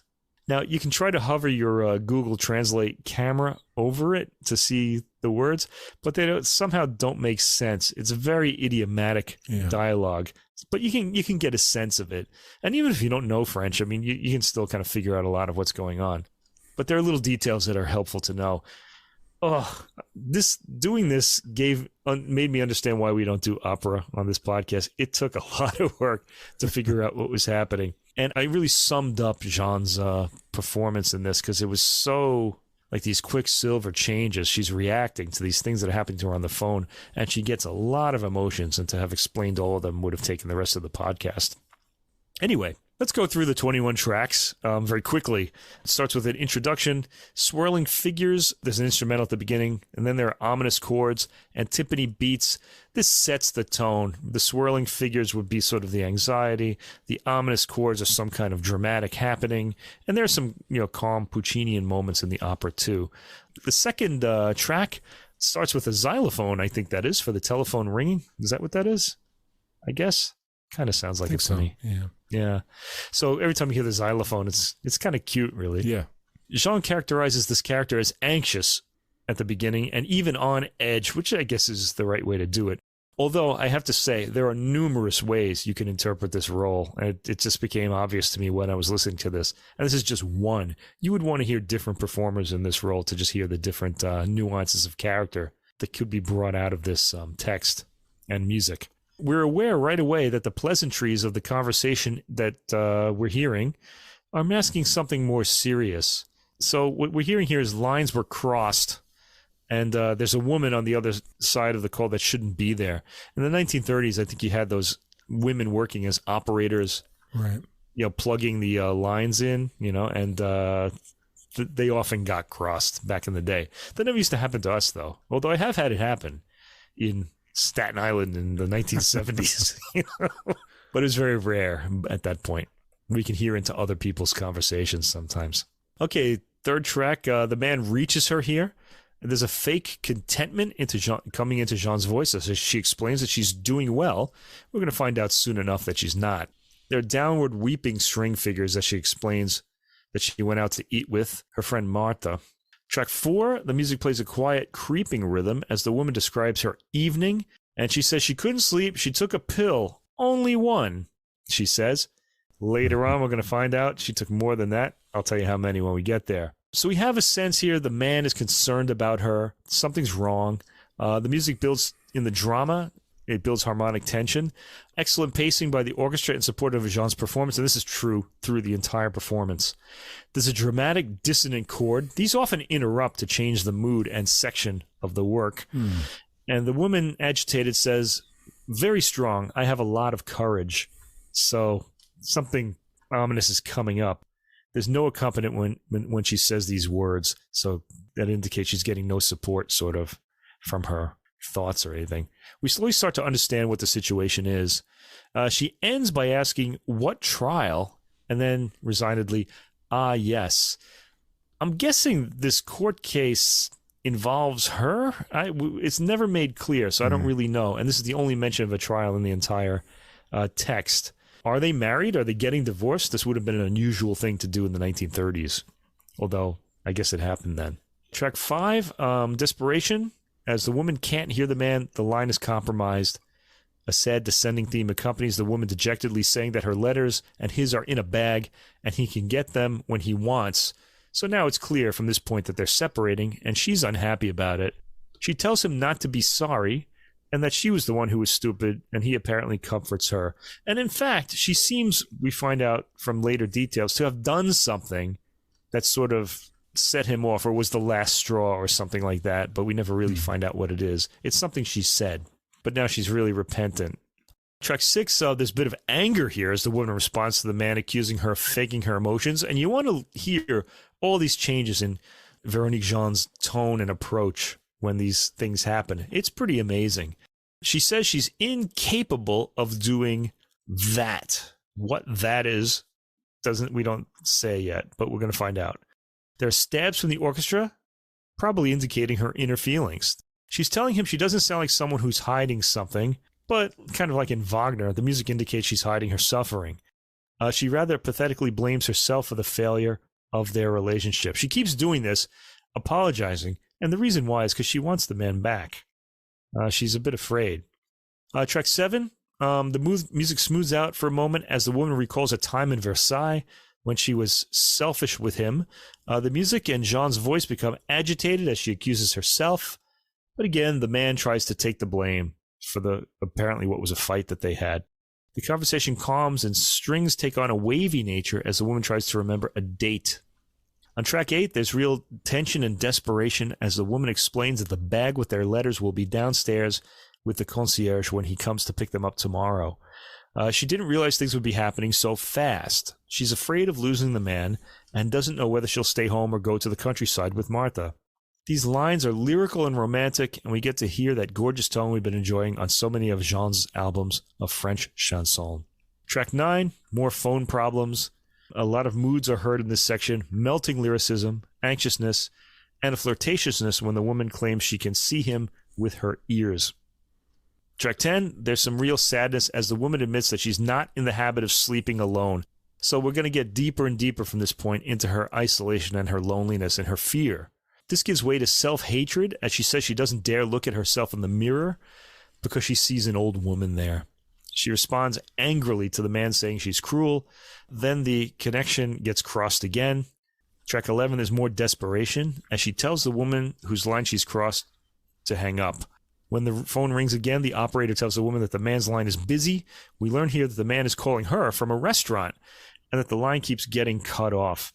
And this only agitates her more. Why isn't he home? Track 12, a dramatic orchestral opening. The phone rings. She's back in touch with the man. She thanks him for calling back and insists that they talk about their disagreement, then admits that she lied to him about the way she was dressed after some back and forth. There's a high note at 2 minutes and 53 seconds on track 12 on the word folle, which means crazy. So she's saying she's crazy, and on that word, it really sounds crazy. She gets really high up in her range. She's bored and is becoming crazy, she says. After this, she tries to calm down, but starts building up anxiety again. The man talks her down because she starts talking about what she did last night, and she admits she's been feeling unwell. And in track 13, we find out what really happened last night. She says she wanted to take a pill, but thought if she took more, she'd sleep better. She's probably lying here. And if she took all of them, she'd be dead. So she took 12 pills, which is too many, obviously. Yeah. Not one. The truth she's been avoiding telling the man is coming out here. She dreamed she was alone, and when she woke up and realized it was true, she thought she couldn't live. This is heavy operatic stuff here. The orchestra underlines her dream with a pulsing 3/4 rhythm and build up to Puccini-like drama as she admits she feels like she can't go on living. She called her friend Marta because she is afraid of dying alone. The track ends with her reaching out for comfort to the man, saying, chérie, chérie. She's calling him my dear. Track 14 tells the story of when Marta arrives. She came at 4 a.m. There's a dramatic pause just after the woman saying she told Marta to leave because she was afraid the man would call, and the woman was afraid Marta wouldn't let her talk to him, and she desperately wanted to talk to him. The calm part has the woman telling the man not to worry. She interrupts a long pause with a loud hello because she thinks they've been cut off. She says it's enough to hear his voice to make her feel better, and she starts telling him of a time when they were in bed together and she had her head resting on his chest, and she's interrupted thinking the line is cut again. On track 15, the music picks up a lightly savage beat. The woman says she hears music. She's hysterical here, telling him desperately to tell his neighbors not to play their gramophone at such an early hour. Now remember, he's at a restaurant, so he's probably out and maybe with someone, but we're not told that. She's avoiding another truth here that will be revealed shortly, and she confesses that if he hadn't called, she'd be dead. This would be enough for me to chase me away from her, by the way, this kind of emotional blackmail, but that's beside the point. Anyway, a dramatic violin line is heard in track 16. It settles into some calming harmony as she tells the man she is suffering, and he's good to be patient with her. The phone line is the last thing that connects them. That's an important line. End of track 16. The woman answers a question in track 17 about what she did before the events of last night. The section plays out like a confession. She slept with the phone. It's how she's tied to him. Technology connects them. We learned the couple had lived together for 5 years. He gave her purpose. She was so attached to him that when he was gone, she feared he wouldn't come back. And when he was there, she feared he'd leave.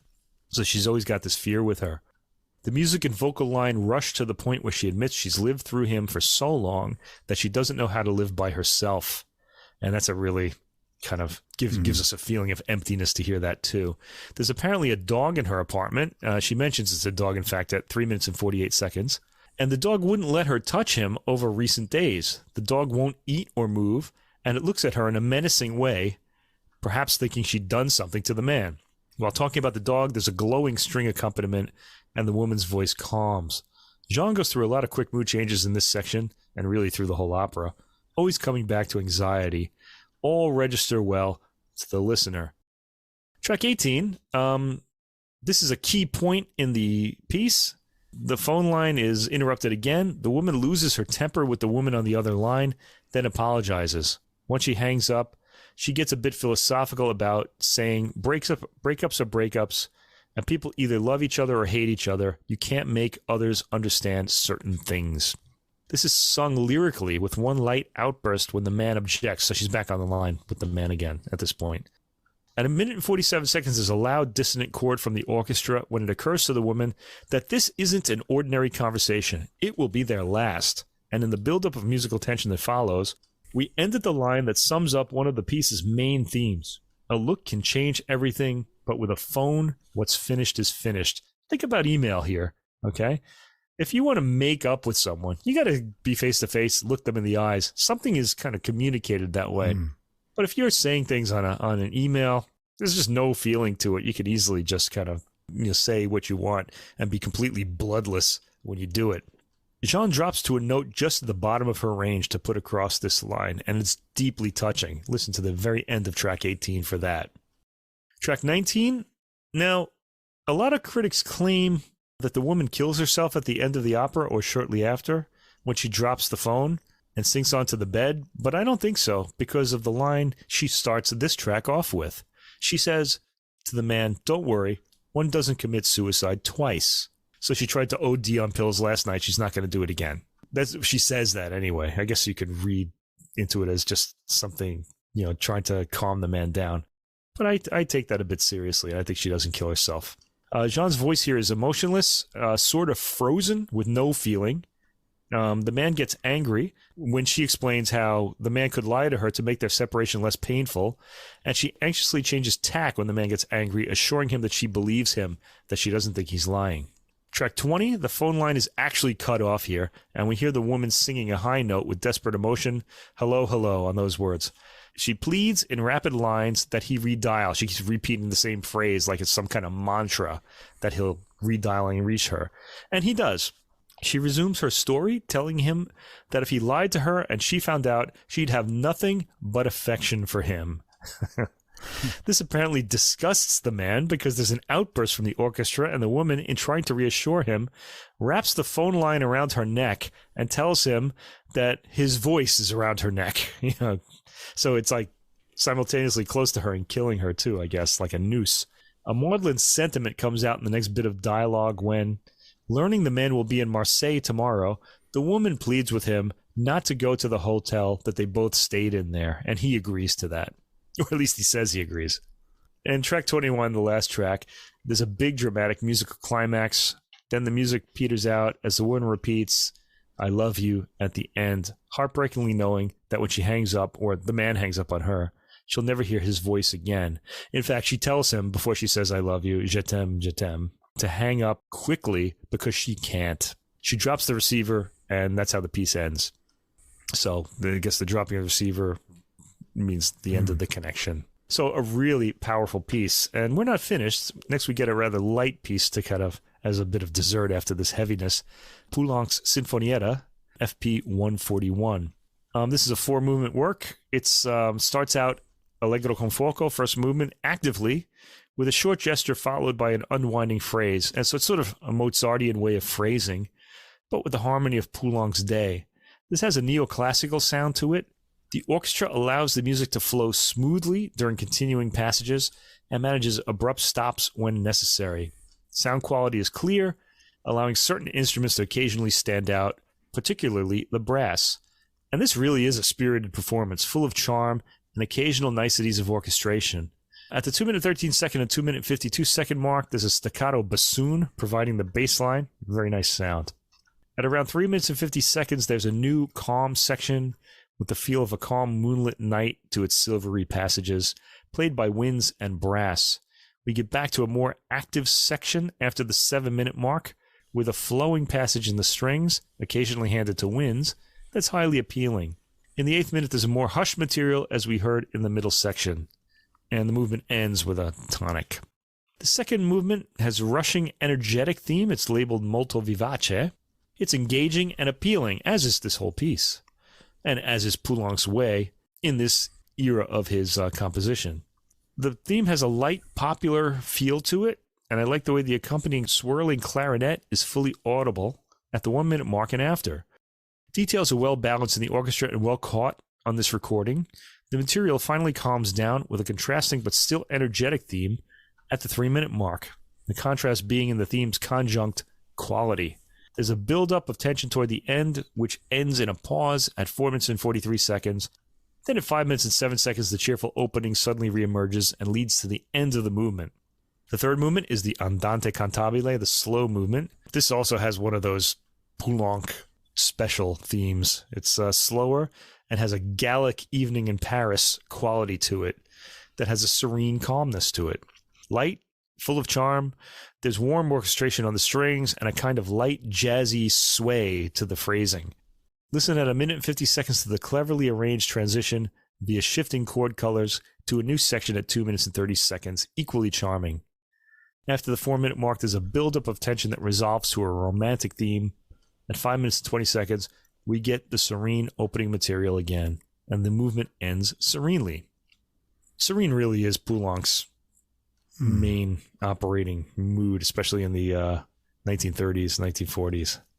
Fourth movement, high spirits begin on this movement on a fortissimo chord and a brief intro that leads to the theme at 14 seconds. The opening material emerges with a celebratory quality and also kind of Mozart-like giddiness and mischievousness to it, heard in the sudden changes of musical material. The orchestral playing is supremely musical, if showing the slightest bit of restraint in quicker passages. It's a performance that flows with little regard for caution. I always hear hints of Gershwin in Poulenc's flowing mid-tempo rhythms, as in the 4th minute here, and in the background glissando at about 5 minute and 15 second mark.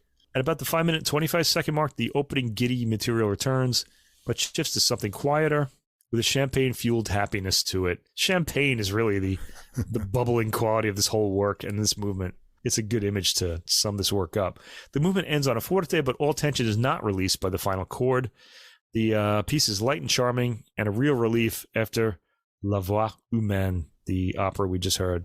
So the opera, or the mono, whatever you want to call it, it really is a mini opera. La Voix Humaine is powerfully realized, and it's followed here by the lighter, more calming, and very charming Sinfonietta, which has the lightness of Poulenc in his earlier period, but the length of a full-on symphony. It's a well-arranged program of drama and entertainment. Performances are excellent, and the recording comes across exceptionally well. Véronique Jean has been a superb soprano on record for many years, but this may be her most overtly dramatic performance on record. She displays many moods, and powerfully so. The character she plays comes across in many ways, and not always sympathetic ones, though we sympathize with her deeply by the end. It's quite a tour de force, said to be the Mount Everest of works for a soprano, and Jean remains on point throughout, with the tone of the voice itself always engaging. I've always thought of her as an art song singer, but here, this is very dramatic stuff. It's a must-hear for opera fans in general, for fans of Poulenc, and for fans of Véronique Jean, and really for fans of this particular theater piece. I'm not sure I'll choose the albums as one of my albums of the year just because I'm drawn to other things, but I might pick this out of a sense of objective duty, but it is that good. It's sure to be at the top of many classical lists by the end of the year. Now, if you don't speak French, this is going to be a little bit of a problem because you're going to have like a French text in front of you. You can use a translation camera for that or something to follow, but you really want to hear this amazing dramatic performance by one person over a 40-minute period. Really amazing. Yeah, starting with the Sinfonietta, I really like the way he really uses all the sections of the orchestra, getting a real blend of timbres and sweeping lines. Then we've got, like, the second movement is really lots of playful motion, a happy mood, nice woodwinds in the third. And the fourth movement, it has this kind of combination of fun motion and blends of sound and gets that dreamy kind of atmosphere you mentioned too. And so overall, it's light but kind of enjoyable. I don't know what to say about the opera. You've covered the contents. Just I did what I could. Experiencing it, even though it's in French, which I couldn't understand everything there, and I had a bit of an idiomatic translation of some of the main points. You do get this kind of voyeuristic quality. Yeah, that you shouldn't be listening to this because it's too personal. But what I noticed, and just picking up more on the musical content, the musical sections are short, and they're responding and backing these rapid changes of events and emotion and hysteria. So it's kind of interesting writing, but even during that, they keep a real French sensitivity to timbre, and they're interesting to listen to because the balance and the tones of instruments are really interesting. That's a good point. I didn't think of that. Yeah. And inside of all these really short passages and rapid changes, I picked out numbers 13 and 16 are the ones that get a little more development. 13 gets really quite broad and more melodic. It's sort of a peaceful strain of emotion coming through there. And 16 is also kind of sweeping. And at the end of that is kind of a turning point in the conversation. So there are these a little bit longer interludes of music that get a little more development. Otherwise, it's kind of interesting that he's, composing to just support these events. And it's not like, it's a mini opera, I guess you can say, but things change really quickly all the time. So it must have been a challenge to address that kind of rapid change from the one-sided vantage point we get of this conversation. I bet this will win the Grammophon. I don't know what they'll qualify it as, opera or vocal performance. I don't know what they'll do, but I bet it'll win the award. Could be, yeah. It'll definitely be nominated, that's for sure. All right, going on to the jazz section then. We're going to have some familiar names return here tonight, and also a new surprise at the end. But let's get started with the Old Friends theme here. And the first recording is by Alex Sipiagin, the great trumpeter. And his new recording, Mel's Vision, this is on the Crisscross label, came out at the end of January. Sipiagin, we've featured a lot. I'll go over all the recordings we've talked about of his on the podcast. But if you don't know him, he's 55 now, and he emigrated to the United States from Russia in 1991. And this is his 13th recording on Crisscross. And I had to talk about this because it's got some other great players on here too. Chris Potter on saxophone, one of the leading saxophone players out there today, who's just got his own new album, Live at the Village Vanguard, out. That's going to be a must hear too. But it's got, I like him a lot. Yeah, he's really good. And one of our favorite pianists, David Kokoski, on here too. And we've got Matt Brewer on bass and Jonathan Blake, big name, on the drums. Now, other recordings we've talked about all the way back to episode 14 are Timbre Tease episode. We did his previous release on Positone. That was called Upstream. And that was with Art Hirahara, Boris Kozlov, and Rudy Royston, that great Positone rhythm section, which we're going to talk about in the next recording tonight. Also, episode 48, we did, that was Crafty Complications. He played with Russian pianist Misha Tsiganov on Misha's Wishes. That was also on Crisscross. And last year, let's see, episode 52, Sexually Promiscuous. That was with the second recording we're going to hear tonight, Diego Rivera, his mestizo, also on Positone, and that included the same rhythm section. So we're going to hear that combination of players minus Sipiagin in the second recording. Episode 66 with the group that I first heard him play with back in the early 2000s, Swing on This, Opus 5, that includes Dave Kokoski as well. That's a great recording. That had Seamus Blake on tenor sax there too, and we really enjoyed that. We also heard him with Michael Deese, the trombonist, on his Positone release, Best Next Thing. That was episode 75.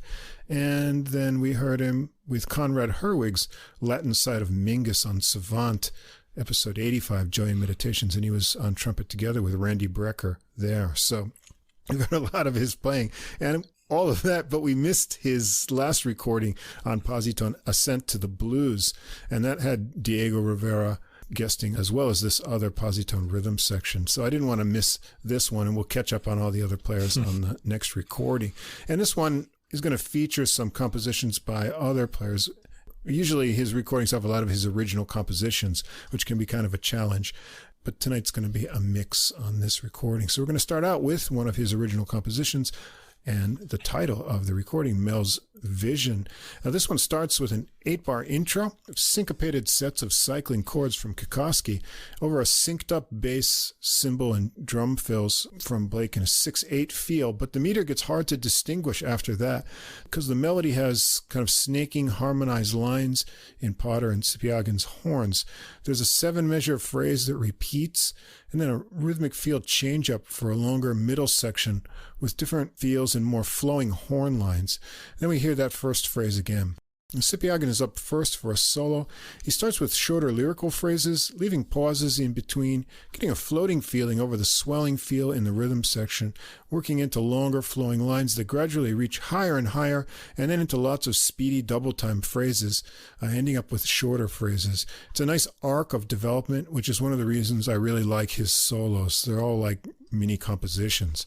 Potter's solo then has lots of snappy rhythmic phrasing and licks in between speedier run ideas. Kokoski locks in nicely with him when he gets this little Latin riff going on the way. And then Kokoski comes out chiming and works into some descending phrase ideas that he builds around with higher little figures, more harmonies, getting into running rhythmic phrases and chiming chords. After Kokoski brings it down, he and Brewer vamp on the opening pattern for Blake to mix it up around the drum kit, and they go through the first and middle melody sections again, taking it to a soft ending. Track 2, we're going to get a tune Summer's End by jazz pianist Don Friedman, who passed away back in 2016. Starts with a solo rubato piano opening from Kokoski. It's very gentle and pretty. Just before a minute, a soft cymbal from Blake brings everyone in tempo on the soft ballad melody. Sipiagin and Potter work it together, splitting off into different lines on the way. Brewer has sure bass pulses underneath the flow of Blake's cymbal textures. Sipiagin solos first, starting with nicely connected melodic phrases. I love the line right at about 5 minutes of descending intervals, moving into upward pushing notes. It's so simple, but so tasty. It's a ballad, but he gets some final lines of speedy double-time flurries before Potter takes over. And he starts out with easy flowing phrases into some more rhythmic licks and then gets into some ideas from the melody down in the lower register. It's a really nice thick sax tone. They bring back the horn melody for a while and then pass it off to Kokoski to finish it up with some more piano with gentle final touches. We're going to get a McCoy Tyner tune called 4x5. This has a tune that has meters and phrases to make your head spin. The first part of the melody is a 4-bar repeated section in 4/4, but the note phrases are in 3, so it kind of throws you off.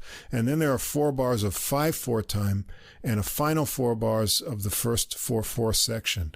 So it's hard to keep your place through it. Sipiagin has the main melody line, but Potter has a new moving line that ends up with Tyner's left-hand notes from the original recording, if you've ever heard it. The horns take it solo for a round, and then they do it again with the rhythm section joining in. They launch into an agile bass solo from Brewer over spacey punctuated chords from Kokoski and dancing cymbals from Blake. Sipiagin follows, working through the changes with some fun harmonic twisty lines. The chords on this one originally are like alternating 7th chords for 2 bars each. I think it was like E7, F sharp 7 for 8 bars. And then it's like a series of 7 chords that start on a G7 and they move up a step each measure for 8 bars. So it has this kind of rising harmonic motion to it. Thankfully, the solo section stays in 4/4. Potter really rips through it on his solo, snappy phrasing, cool rising riff into high register ideas. Sipiagin and Potter take turns running through the whole structure and then trading 8-bar phrases, then 4 bars. Things get heated and harmonically challenging. Kokoski is next, and this is the kind of tune you want to hear him let loose on. Dancing high register lines and dense percussive chords with lines that build on each other. Blake gets the last word with a really busy and intense drum solo. He gets it tight to bring everyone in on the melody, and they give it a mirror shape to the beginning, going around it twice with just the horns on the last time. Track 4 is a tune by Chris Potter called Marittima. Blake starts this one out on the drums for 8 bars with some nice snare work and a definite bass drum pulse. They go around once more with Brewer adding a repeated bass figure and once again with some chords from Kokoski. The horns come in on the smooth melody lines and the bass idea from the intro is continued as a counterline in the bass and piano left hand. The whole melody section's 48 bars and there's this cool little calypso-like phrase from the 13th to the 16th bar that made me think of something like maritime, like sailing in the Bahamas or something. It has a kind of light flowing Latin beat. Pater solos first. He blows lots of well-connected melodic ideas, surprising with the ends of phrases with high or low notes. The horns blow the last 4 measures from the melody section together as a transition to Sipiagin's solo. Among the smooth lines, he does a lot of nice high register work here, some trills and speedy double-time lines, and I like the last squeezed phrase. I hear a lot of Freddie Hubbard kind of influence here, and it sounds like he's on flugelhorn, but I have to say, I have a lot of trouble telling his flugelhorn sound from his trumpet sound on all recordings for a couple of reasons. One, when he gets on flugelhorn, he actually plays in the high register a lot, which a lot of players don't. They keep it down low and fluffy. Also, his trumpet tone is really thick and warm and dark in general, and he plays usually on a horn with no lacquer, so it's got a kind of dark sound anyway. So I can't really tell his personality and way of playing doesn't change much, in my opinion. Anyway, after that, Kikoski builds a tasty solo from relaxed ideas at the start. I like the gentle flowing waves of lines and then more percussive chords. They go through the melody section again, and the horns start to split off from the last 4-bar section into trading solo exchanges and blowing together then over a vamp like the intro section, ending with the last 4 bars of the melody.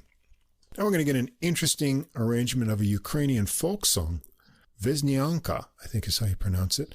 A rhythm section intro for 8 measures with some dense chords from Kikoski. It's got a 6/8 feel. The horns come in for another round of the pattern with measure-long notes, and there's a measure fill before the melody. It's a minor modal kind of folk melody with a longing quality to it. The horns play it in unison and very legato. We hear the 8-measure theme in unison, a 4-bar interlude with just the rhythm section, the theme again with the sax in a split part, and a shorter 2-bar interlude and then a modulation of the theme, again in unison, then another 4-bar interlude and a return to the original line with the different sax part again. After another short interlude, Pater is up for a solo. He's fluid and makes his lines really swing over the 6/8 time. On the second modulation section, he works way up high and then down low. Sipiagin starts his solo relaxed and fluffy, working a bit outside of the harmony and weaving lines back in.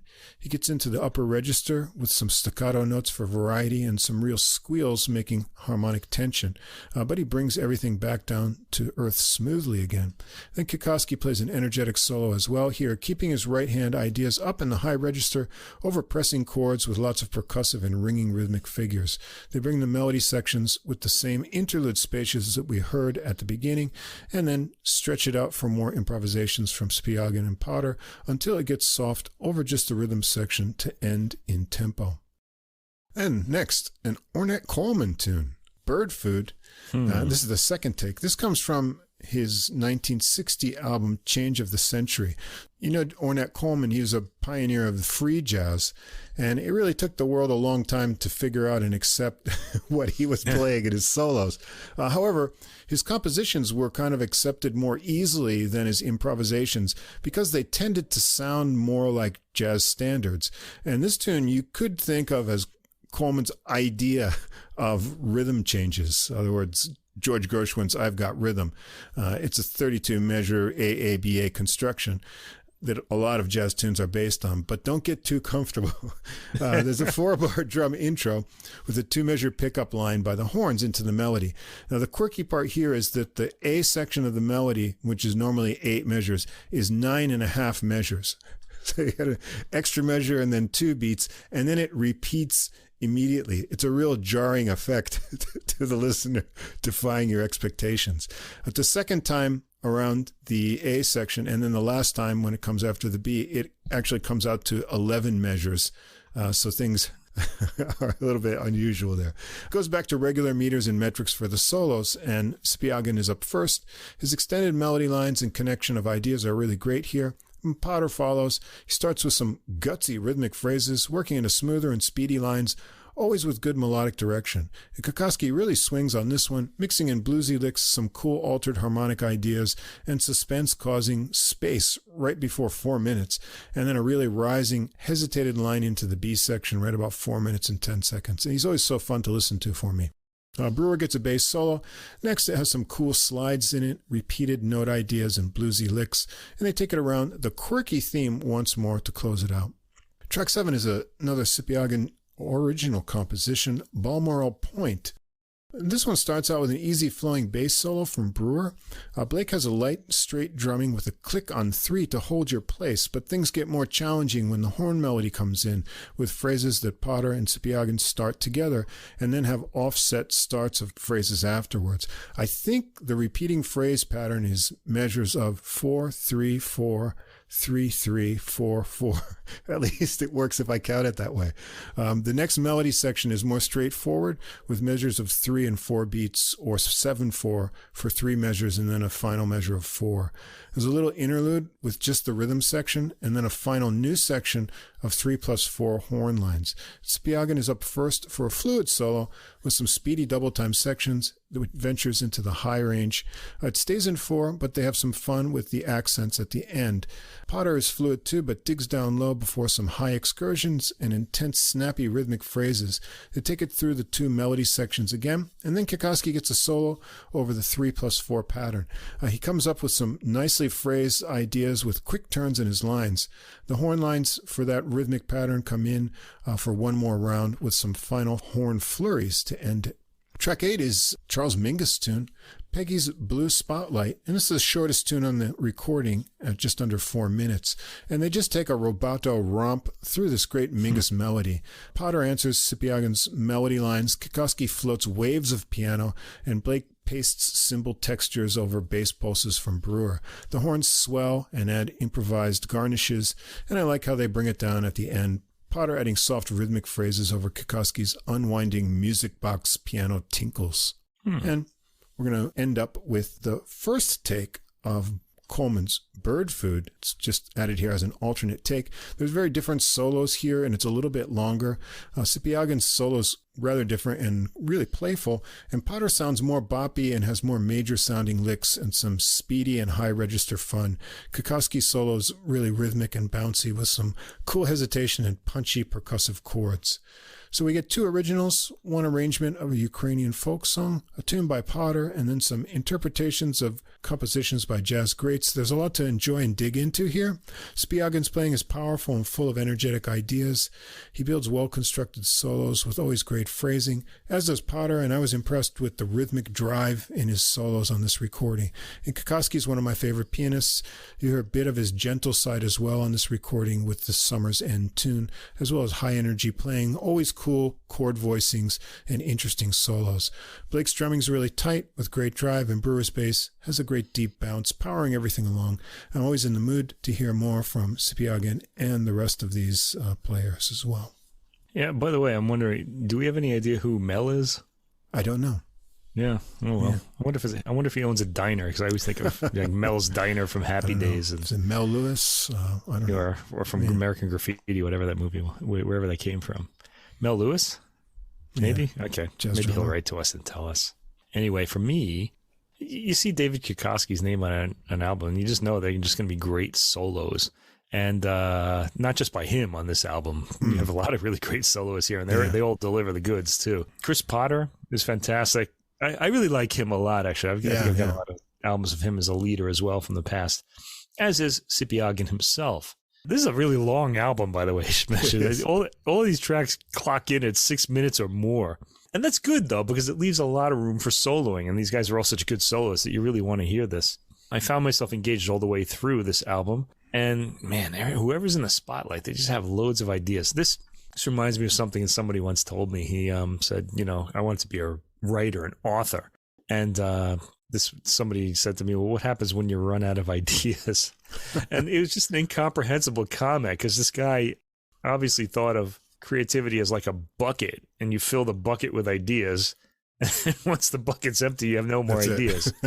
But that's not how it works. It's kind of more like a magnifying glass, and the ideas come from the sun, and you just kind of magnify them in your art and just keep coming. And I always get that impression when I'm hearing Kikoski, especially soloing. Everybody on this album is just showing us how it's done, basically. They just keep You feel like they could just keep going forever.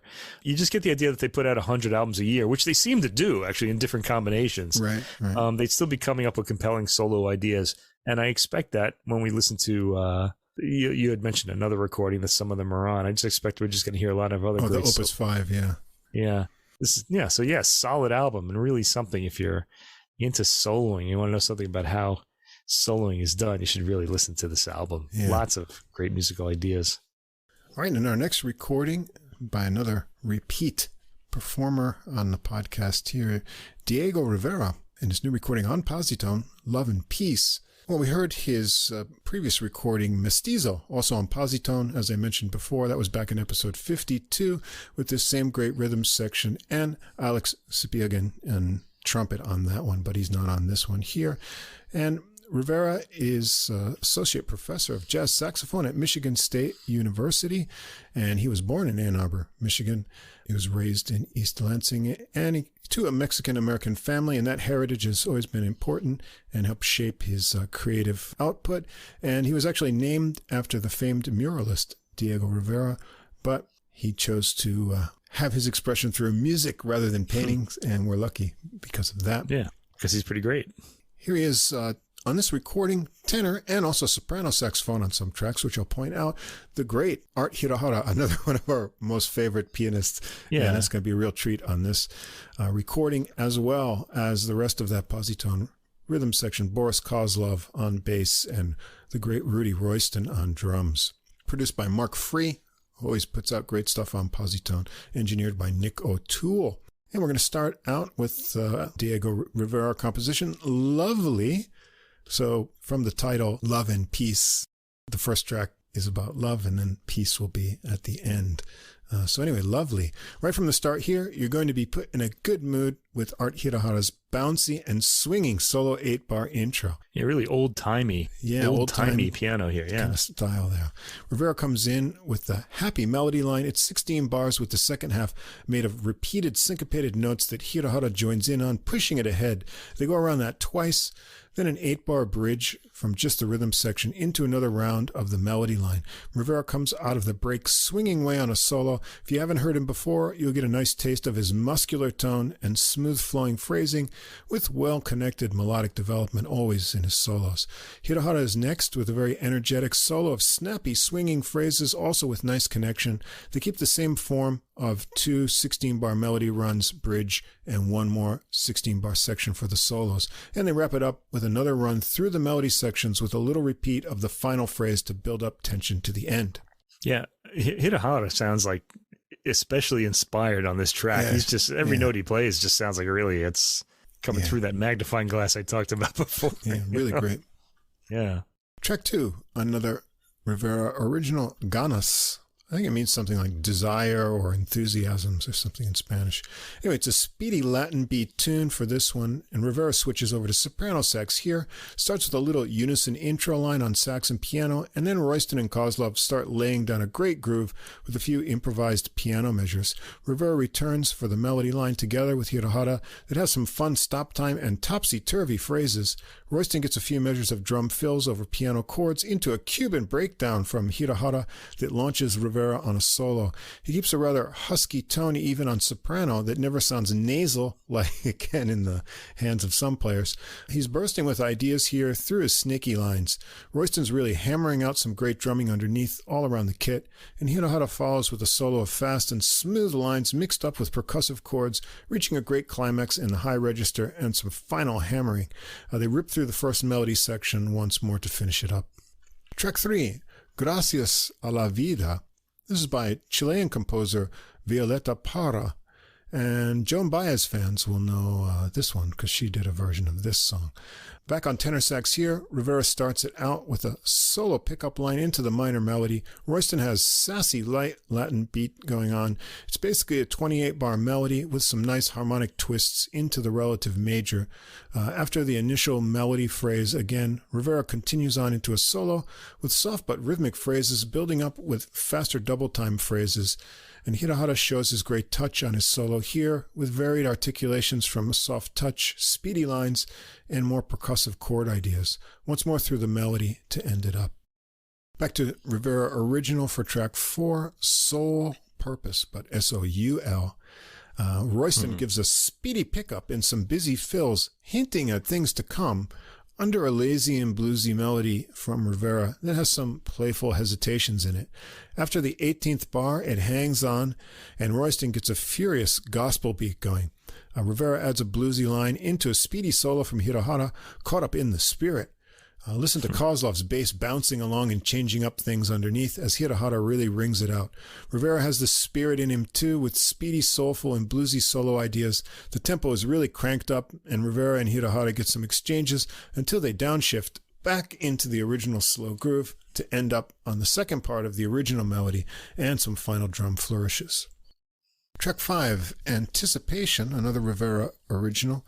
Back on soprano sax, Rivera blows a fast, snaky pickup into this fast swinging tune. The melody's a 24-bar theme that they play twice. Check out the rhythmic change-up in the last 8 bars with Royston's flurries and cool syncopated chords and bass from Hirahara and Kozlov. A quick break into another fine solo from Hirahara. Listen to him really chime it out on the third time around. This album might be the most energized I've heard him play. Just great stuff.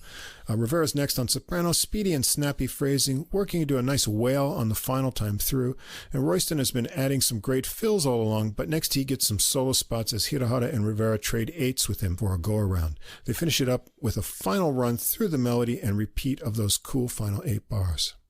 Then we're going to get John Coltrane's Alabama. Everything has been short and sweet on this album so far, I should say, with compact tunes for around 4 minutes. But this one goes over 10 minutes and starts out with Rivera taking it solo.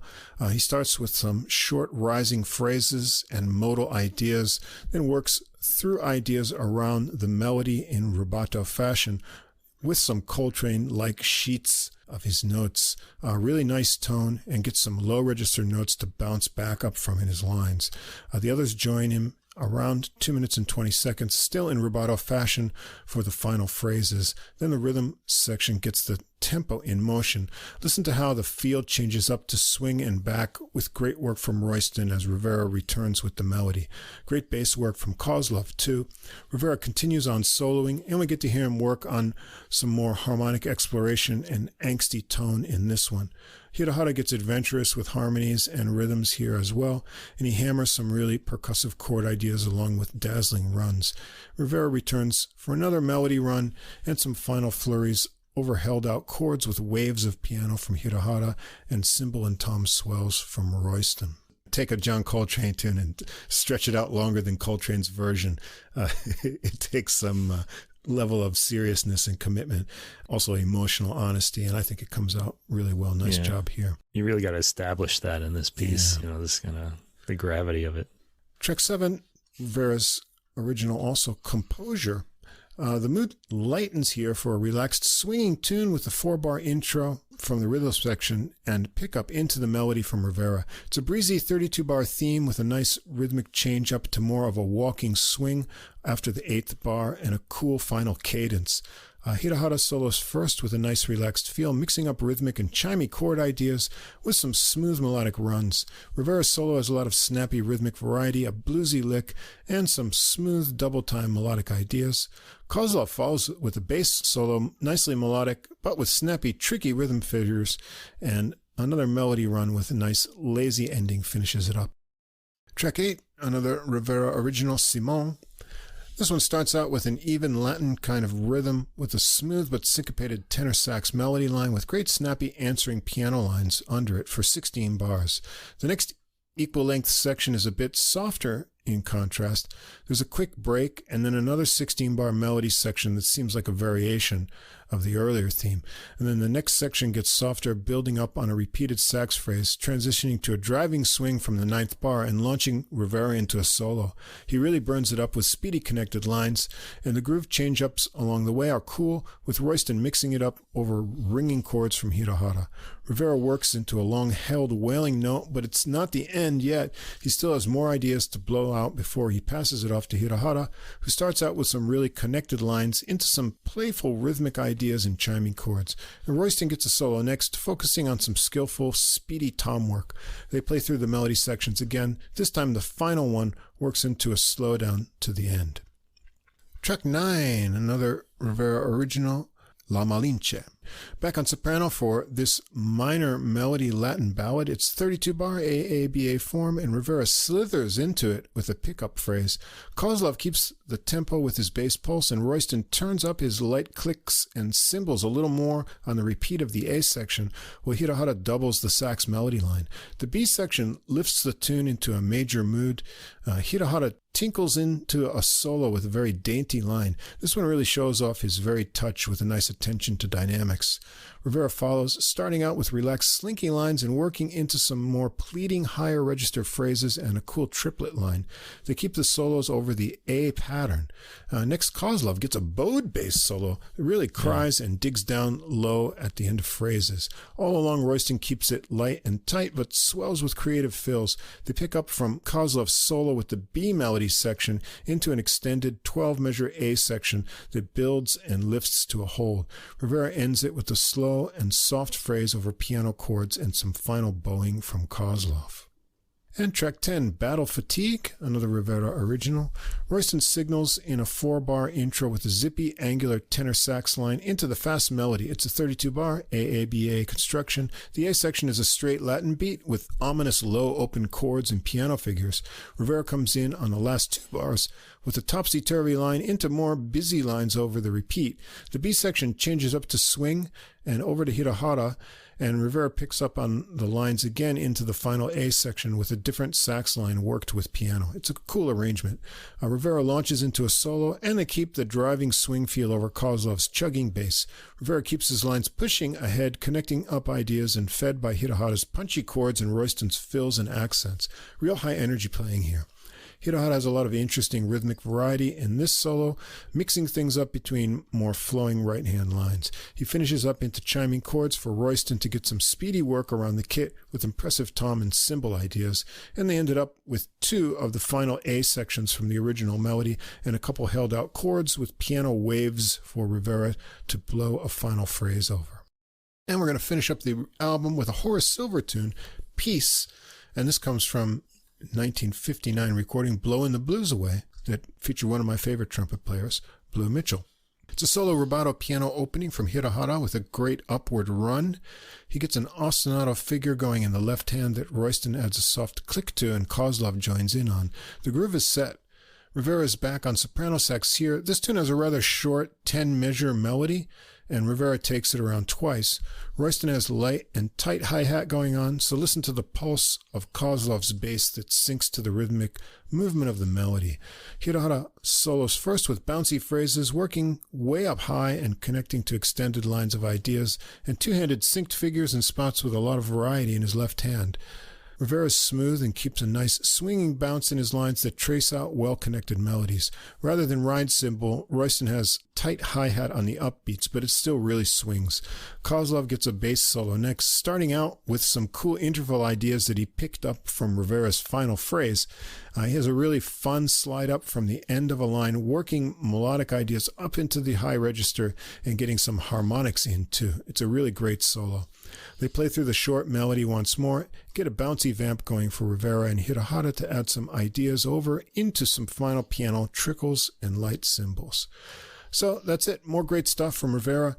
A variety of original compositions, hard swinging, Latin grooves, a gospel-y number, and works by Coltrane and Horace Silver. A full and strong, confident tone on tenor, also warm on soprano, lots of rhythmic drive in his soloing, strong melodic ideas, but he can get outside and work up tension and angsty feelings when he wants to. Hirahara sounds about as inspired as I've ever heard him on this recording, with great solos everywhere. Royston and Kozlov played great as always. Well, in my opinion, these three together are one of the best rhythm sections out there today. I'm happy they record so much together, and I try to hear as much of their recordings as I can, and I'm looking forward to whatever Rivera puts together for his next recording. And as I told you in a message last night, I just listened to these three guys again as the rhythm section to trumpeter Josh Lawrence's new positone release called And That Too. And you know what? We're going to have to feature that too very soon, I think. Yeah, in fact, I second what you said about Art Hirahara. And in fact, I thought that on this album, Yeah, there are a lot of short tracks on this because only Rivera and Hirahara really get soloing time, although the bass player comes in occasionally.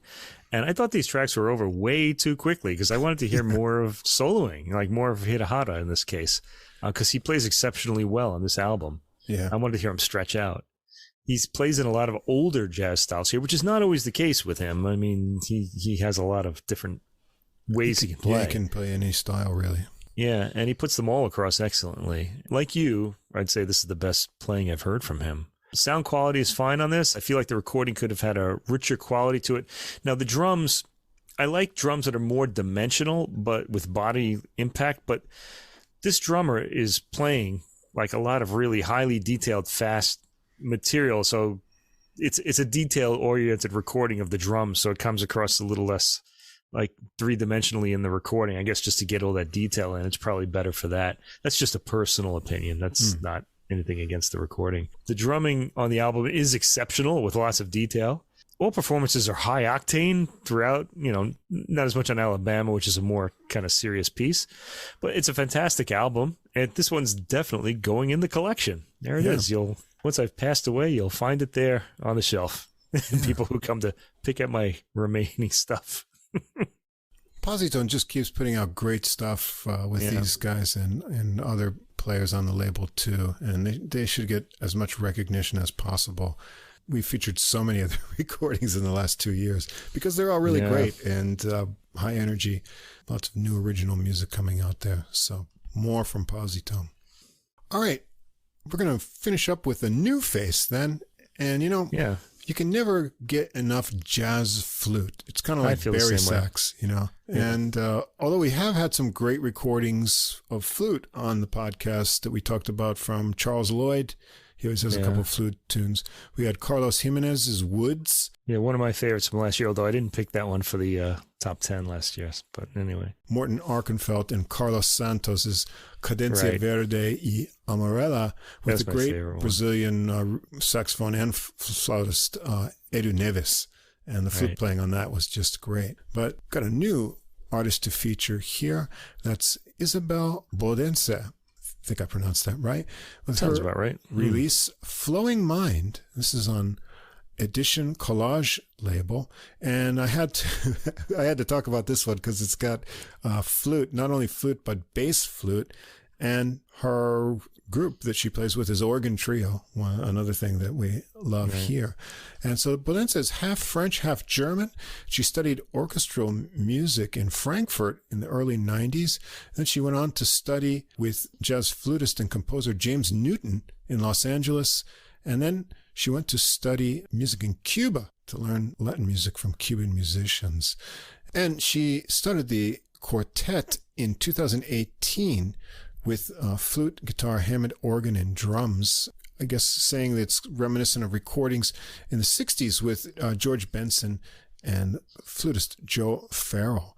And so when I saw this and the album listing had a YouTube recording with the bass flute, and I said, oh, yeah, I've got to hear this. And it's turned out to be a really enjoyable recording. So we've got Bodenseh on flutes of various types, the bass flute and other flutes. Now, I have to admit my lack of knowledge of the flute family too much. I know there's your standard concert flute, and I know alto flute and bass flute, but I don't know if there are other flutes in the flute family as well. And I'm not sure. There's no listing, and I checked on her website for which flutes are on which tracks. The bass flute is pretty easy to know when you hear it, and when you see it, of course. It kind of looks like a giant intestine. Yeah, but the ranges. I think it's on a stand. You can't hold it. I think it has to be on a stand to support it. It's funny. Anyway, we've got Thomas Bowser on Hammond organ, Lorenzo Petroca on guitar, Lars Binder on drums. And on the last track, which is another version of a track we'll hear, we've got Hilde Singer Biedermann on violin and Ruth Sarrazin on cello. So we're going to start out with a track called Confluting. This is Bodenseh original. The drums kick it into a 10-measure intro of minor organ chords, and then it breaks for Bodenseh to start the melody, and you get your first taste of this great, huge bass flute sound. The minor melody is catchy with a cool repeated riff at the start, and Bowser gets going again with chugging walking bass on the organ. There's a 16-measure A section that repeats with a different ending that lifts and leads into a contrasting 16-bar B section with longer flute tones in parts, and they break up the swing drive a bit in the bass and cymbals to let it float more. We hear that catchy riff again in the final A section that's extended to 22 measures, leading to an organ solo from Bowser. They keep the same exact melody shape for the solo, and Bowser works up slowly from shorter phrases with a nice swing bounce to a more animated climax with some zippier lines over the final section. Bodenseh is up next, starting out with great relaxed feel, getting some cool harmonics on the flute there, breathy pulses, snappy rhythmic phrases mixed in with really flowing melodic lines. Petrocca has been playing some subtle chords under everything until now and gets a guitar solo next. He's got a very warm tone, and even with some fast picking in his lines, it's really smooth flowing. His ideas have interesting phrasing and rhythms too. Binder gets a drum solo, mixing it up around the kit, and the others join back in on the final 4 bars of the second A section with the rising line into the B part and the last A section, vamping a bit on the end for Bodenseh to get out some really low final notes. Very cool sound. Track 2, another Bodenseh original, ASAP, but I think they may be written in lowercase, so maybe you're supposed to say ASAP. A pulsing samba beat for this one. It's got an 8-measure intro with cool flute fluttering and interesting tones from Bodenseh. I'm not a flute player, so I don't know the terms for the techniques. I'll just describe them. You can get harmonics, you can get vocalized lines with the flute tones and fluttering. Anyway, she takes this breezy and happy melody. It sounds like it's on a regular concert flute here to me. When the first 8-bar section repeats, you get settled in, but from the 5th measure, things take a big rhythmic detour from the samba beat with a slower, steady movement under a line of even interval ideas from the flute. Things get back on track with the bass pulse returning for Bodenseh to finish up the melody. Petrocca's up for another guitar solo, interesting phrasing and ideas again, and some fun repeated rhythmic intervals and double stop ideas. Bodenseh solos next, working from the first melody phrases and then getting fiery and breathy when they hit the rhythmic change-up idea again. She continues on when the samba beat returns, ties it back to the initial melody phrase, which repeats with an exciting endy phrase to a rhythmic finish. Track 3, the title track, Flowing Mind, also one of her original compositions. Binder gets it started with some very delicate and light cymbals. Petrocca gets some soft syncopated chords going, leading to a little bouncy figure to cue in Bodenseh's flute melody. It sounds like she's on the big bass flute here again. It's a very pretty and longing 32-measure melody that builds and lifts as it goes. Binder's cymbals mark out a very lazy kind of samba beat. They go around the melody twice, and then Bowser, who has been adding soft bass underneath the guitar, gets an organ solo. He focuses on simple melodic ideas before getting to some more speedy runs and adding a little whir into the tone, then bringing it down softly.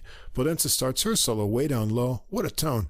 She works up from the gentle phrases, getting more agitated with harmonics and added vocalizations. It's a beautiful, subtle solo. She connects back to another run through the melody with an extended ending, holding out some long tones to a final rhythmic figure like we heard bring in the original melody. Track 4, the most interesting title, Molecular Cooking. Sounds like it's in a microwave there. Yeah. Another one of her original tunes. Starts with 16 bars of solo drums, then Bodenseh plays a boppy and syncopated, broken up 16-bar melody line. Sounds like concert flute here. They go around that again with the addition of low organ bass line, and it seems like we're going around once more, maybe into a solo, but after 6 measures more or so, the flute picks up into a new smooth 16-bar melody line over walking organ bass and guitar chords. Bowser and Petrocca mix up some organ and guitar solo sections, then with Bowser taking the longer 38-bar sections and Petrocca 16-bar interludes. Bodenseh's up next, and she gets an extended solo over just the drums, giving her a lot of harmonic freedom, and she does some intense playing, adding vocalizations and ending up with some cool aggressive phrases and trills. They return to the opening Baroque and boppy theme, this time working it with both organ and flute. No repeat, but they do the transition section into the more flowing melody with some final phrase repeats to the end. Track 5 is called Dog Rose, and this one is by Lars Binder. It starts with a big organ chord 8-bar intro and then quiets down for another 8 measures with guitar chords and funky organ, syncopated hits, and tasty hi-hat from Binder. It's got a real triplet subdivided groove, so you could kind of feel it in 4 or 6 beats. Bodenseh comes in with the melody. Seems to be 30 measures. It starts out smooth. The organ joins her line on the repeat of the first phrase, but then the heat gets turned up with harmonics as it pushes through with descending lines over big organ chords. She continues on into a solo that includes vocalizations and really intense rhythmic phrases, cool triplet lines, and fluttering. It's very cool stuff.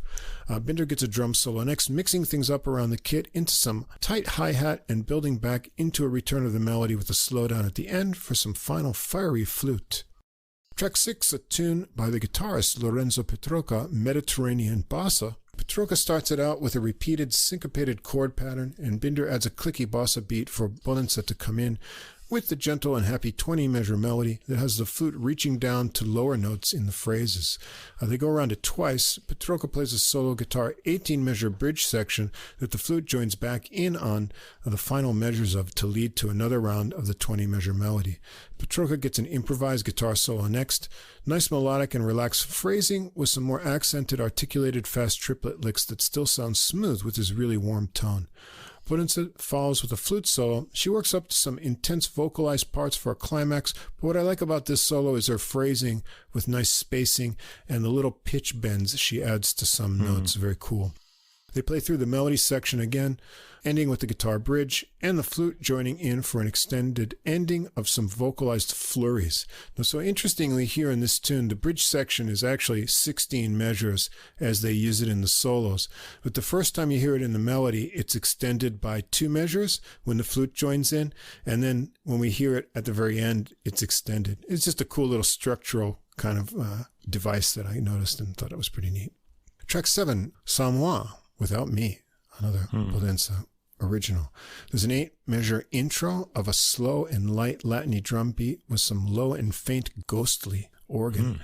Petrocca comes in with the somber 16-measure melody line for 2 rounds, very sensitive and gentle playing, and then Bodenseh comes in on a wonderfully low snaking line into an 8-measure little transition or bridge section, and then takes a melody round. Rich, low tones with gentle vibrato. I guess it's bass flute here. Petrocca takes 2 rounds to solo, and then Bodenseh takes a round with the bridge section on either end. Both play beautiful, gentle solos. That leads to Petrocca taking the melody again, with Bodenseh adding a counterline and then joining in with him. They extend it with a vamp and some ghostly final flute harmonics from Bodenseh. A subtle, beautiful song showing off the great tones of Petrocca's guitar and her flute. Track 8, a Thomas Bowser tune, Chili Chally. And this one wipes away the sad mood right away with a funky solo organ intro from Bowser, syncopated bass pedals and percussive chords. And I like how he drops out on the final measure to create anticipation. But Binder kicks it in on the drums. Petrocca adds some super funky guitar to build the groove for another 8 measures before Bodenseh comes in with the melody working together with Bowser. It's 48 measures in all. The repetitive riffs hook you in over different sections that get some harmonic variation, and a final section with an organ break, leading to a final break with a little grunt before Bowser gets to work on the organ solo. Super funky stuff here over Petrocca's rhythm guitar, and Bowser starts softly building up for some tension and working up the volume into some percussive bluesy chords and longer holds. Bodenseh returns for the final melody section that works into a break for her solo. This one's a lot of fun, bluesy and gaspy, a la Roland Kirk. They do the final section transitioning into a drum solo from Binder, and then lay a clipped version of the melody phrases on top without the funky guitar or held out lines for the drums to pop on through until the final melody phrase and an emphatic flute and organ finishing line. And we're going to end up with Flowing Mind again with strings this time. And so the violin and cello start out this version in the intro, and then they fade away and re-enter under the melody. The strings go out for the organ solo and then come back in under the flute solo, get a little transition figure to the next organ section, and then they come in again and stay to the end. It's a more compact version, but a nice arrangement with a different kind of atmosphere. And that's it. So I found Bodenseh to be a fabulous flute player and a great soloist. Lots of ideas, of amazing technique. This recording's a great mix of Latin rhythms, funky grooves, and beautiful ballads. The melodies are really nice with interesting compositions from Bodenseh herself and the others, and fine playing all around. And I really love the timbre of that bass flute. Yeah, this is mostly a record to chill out to. A lot of the tunes are kind of slow. Good way to unwind, really, listening to this in the evening. There is that one funky track by the organist Chili Chali, but most of them are really kind of mellow. Yeah. This is going to be a go-to for me because it has so many of my favorite sounds on it. You have the organ. Like, what do we say in New York? You got your organ, you got your guitar, you got your jazz flute. You know, you got everything you could want on this. Anyway, it's gentle and appealing and very quiet all the way through. And ideal, as I said, for late night listening. And I enjoyed the fact that Bodenseh sometimes went for some harsher effects on the flute, despite the overall soothing atmosphere around her. Like, she'll do these kind of like that sound that you get in the shakuhachi, where they just kind of blow air through it, and there's like a kind of ghost of a tone. You just hear the air rushing through the bamboo. She gets a sound that would be the flute equivalent of that, among others. There's a lot of flutter tonguing sounds and things like that.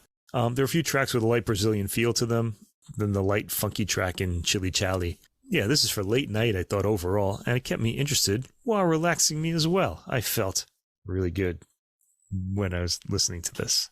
Yeah, what a great idea to put flute and organ trio together. It just goes to really nice combination of, tones. And she must have been listening to the Adult Music Podcast. She said, hey, they like organs trio, they like flute, let's do that.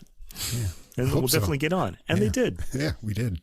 Yeah, I want to hear some more too. So, she's really a virtuosic flute player, and but with funky ideas and those cool sounds mixed up in there. So anyone who plays flute, likes flute, got to check this one out. And as you know, we can't resist an organ trio recording. So yeah, if there's something like a bass flute on there, we absolutely have to hear that. Just the word bass just draws us right away. So that's it. And that interesting timbre little snack there is a kind of a hint of what's coming next week, because we're going to do something a little bit different next week, aren't we? We are. We're going to go for mostly accordion recordings, although I couldn't get 3 of them. I've got 2. Yes, I figured I'd put them both on. That might be a little too much accordion for me for the week, but we'll see. Try it out and see how it goes. And I've got one accordion and bass recording. Then I've got another album that has actually really interesting combination of different things, and just a few tracks with accordion.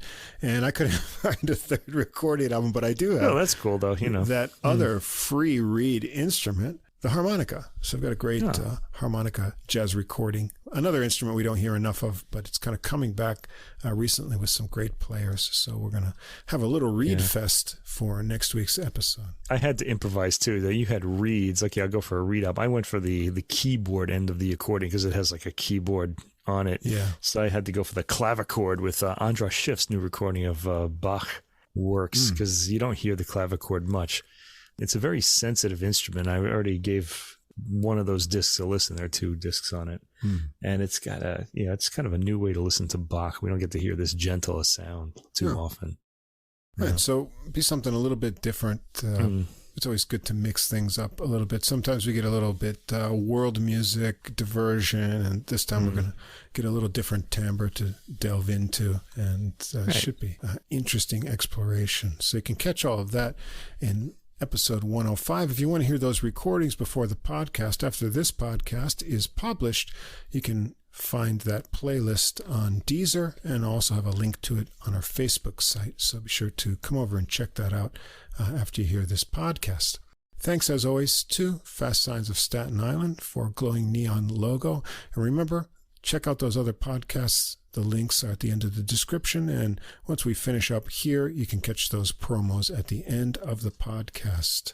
Any closing words, Mike? Oh, I think I've said enough. This is a long way we've been going on here, but lots of good music, as always, to discuss. So until next week, episode 105, keep on listening. We'll see you for 105. Gerald Albright, Rhea Schneider, Charlie Hunter, Duke Robillard, Sean Jones, Walter Beasley, Steve Swallow. Something Came from Baltimore is a jazz, blues, and R&B podcast and radio show, and it's not really about Baltimore. Subscribe to the podcast and listen to your favorite artist or future favorite artist. That's Something Came from Baltimore. And be a part of that Be More music scene. Joe Lovano, Jeff Kaufman, Paula Cole, Danuzo Makatani, Ann Passio, Ches Smith, Thumbscrew, mostly. Hi, jazz fans. This is the founder and host of Neon Jazz, Joe Domino. It's both a weekly radio show and interviews with musicians from all over the world, like the Netherlands, New York City, and back to Kansas City, the home of Neon Jazz, covering the rich history and modern world of jazz in a fresh way, featuring interviews with the likes of Arturo Sandoval, Sonny Rollins, Maria Schneider, and countless others. Find our weekly show on Mixcloud. Subscribe to the interviews via iTunes and YouTube. We are Neon Jazz. Same difference. Two jazz fans, one jazz standard. A review of a single jazz standard through music, history, and stories. And this is AJ. And this is Johnny. If you are a jazz fan and you like jazz standards, bebop, show tunes, ballads, you name it. Yeah, we've got them here. We drop a new show on you every other week, and we take a standard and we listen to a few different versions of it. Same difference. Come join the fun. Looking forward to seeing you.